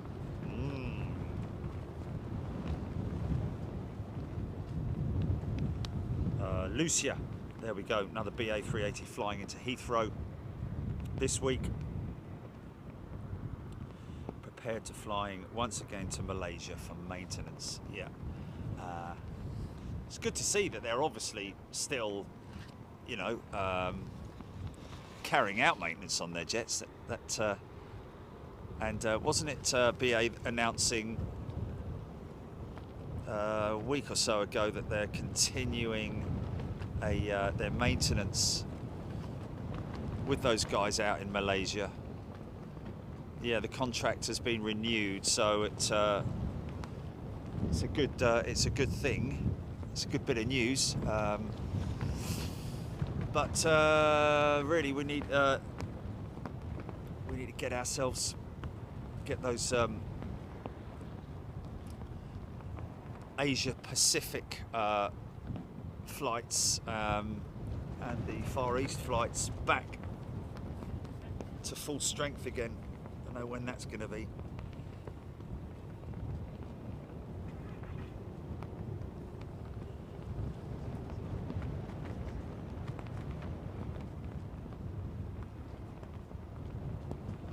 David E, yes.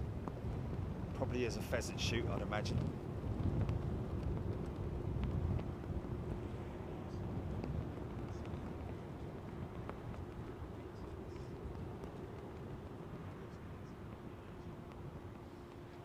Carmen 2020. Flamborough Head Chili.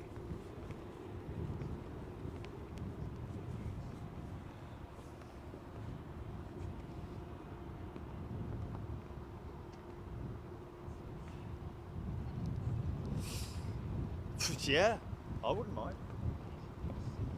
I'll be up for that. Go out to Flamborough Head, hire a boat, get out there, sling the anchor over, and then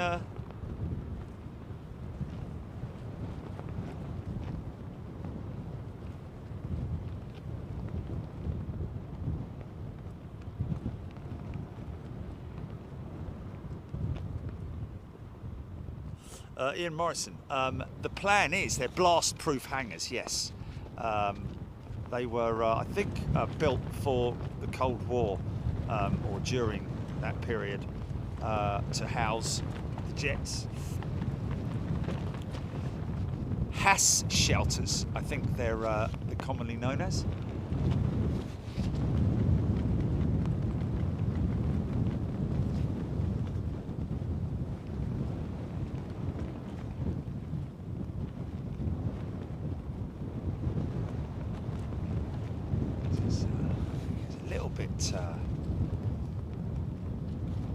As you can see,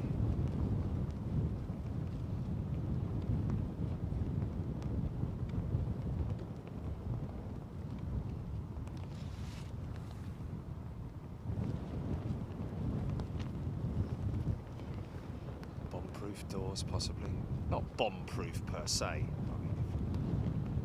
but well, depends on how far off the coast you are, really.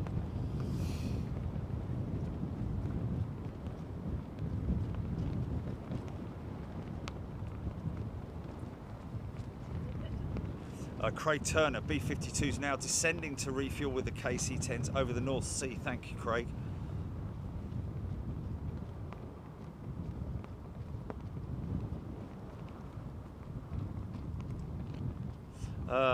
Corrine, good afternoon to you.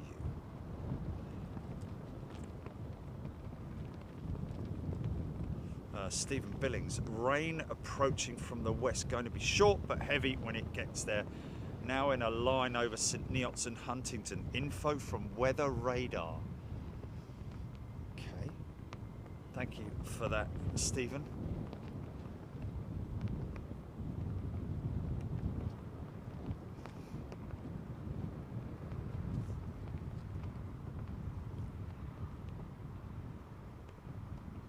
Dave Yearsley, on the topic of towing, I started my pushback training at Manchester, and wow, is it tough stuff. Managed a few A320s and some ATRs. Well, you started, Dave. That's the main thing, isn't it? Well done, and congratulations. Move on to bigger and, well, I don't know, bigger and better things, but at least you've started, done more than what I could do anyway.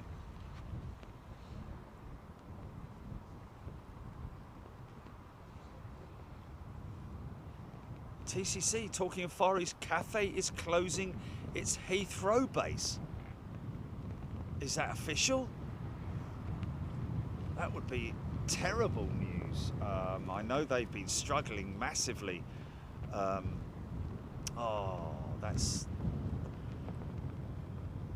If they're closing their Heathrow base, what, their operations base, as in like, you know, their administrative base. I don't know. Is that? Oh, that's a bit frightening, isn't it? Gaz Grill, good afternoon. Rep Ron, he's got it. Wow, ADS exchange is amazing. There we go.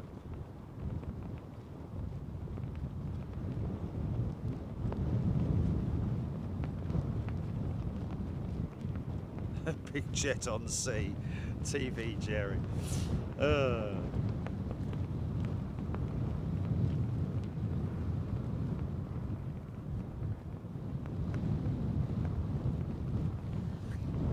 Yeah. I'll probably be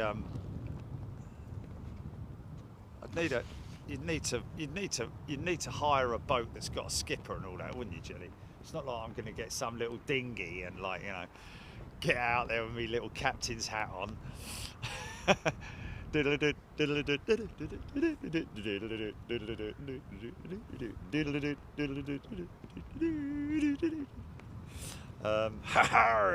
take Paul Hudson with me, maybe, because then I'll have scurvy when I come back.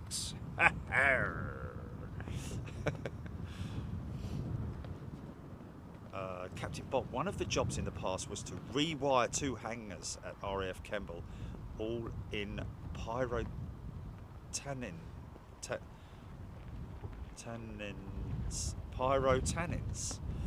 Okay. Dave Morgan, B-52s and gold DC-10 got off radar, possibly because they have now mated and they're hooked up. I don't know. Carl Hanlon, 135s. There is a 135 on finals into the hull, and there it is. And if that is the case, then that means that surely they're done with the F-15s. Would that be right? I don't really know.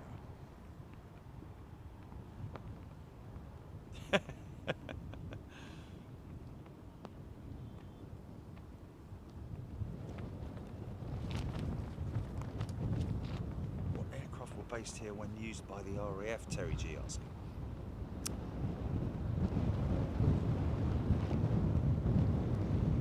It's a good question. I think that's pre.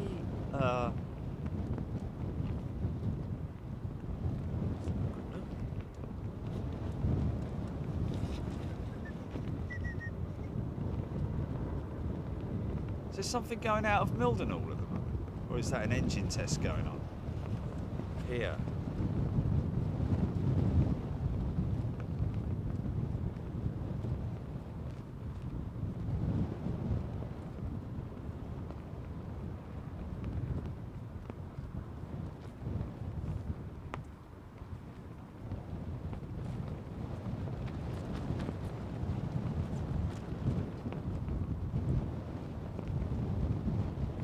Okay, so in 1940, the Air Ministry selected Lakenheath as an alternative satellite for RAF Mildenhall, a satellite airfield, and was first used as a decoy airfield.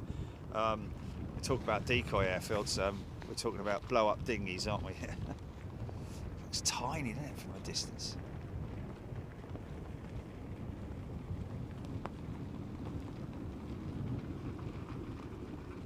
Sounds more like a bleeding jet fighter's just gone out of the hall.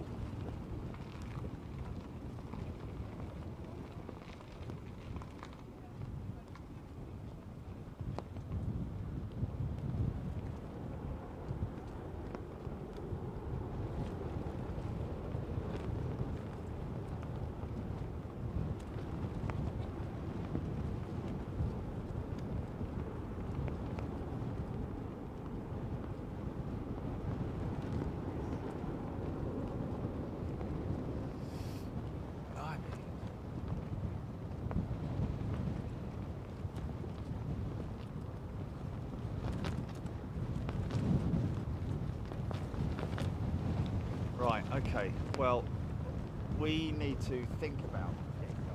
It's 2 hours, isn't it? It's half 2, it's half 1 now, half 12 now,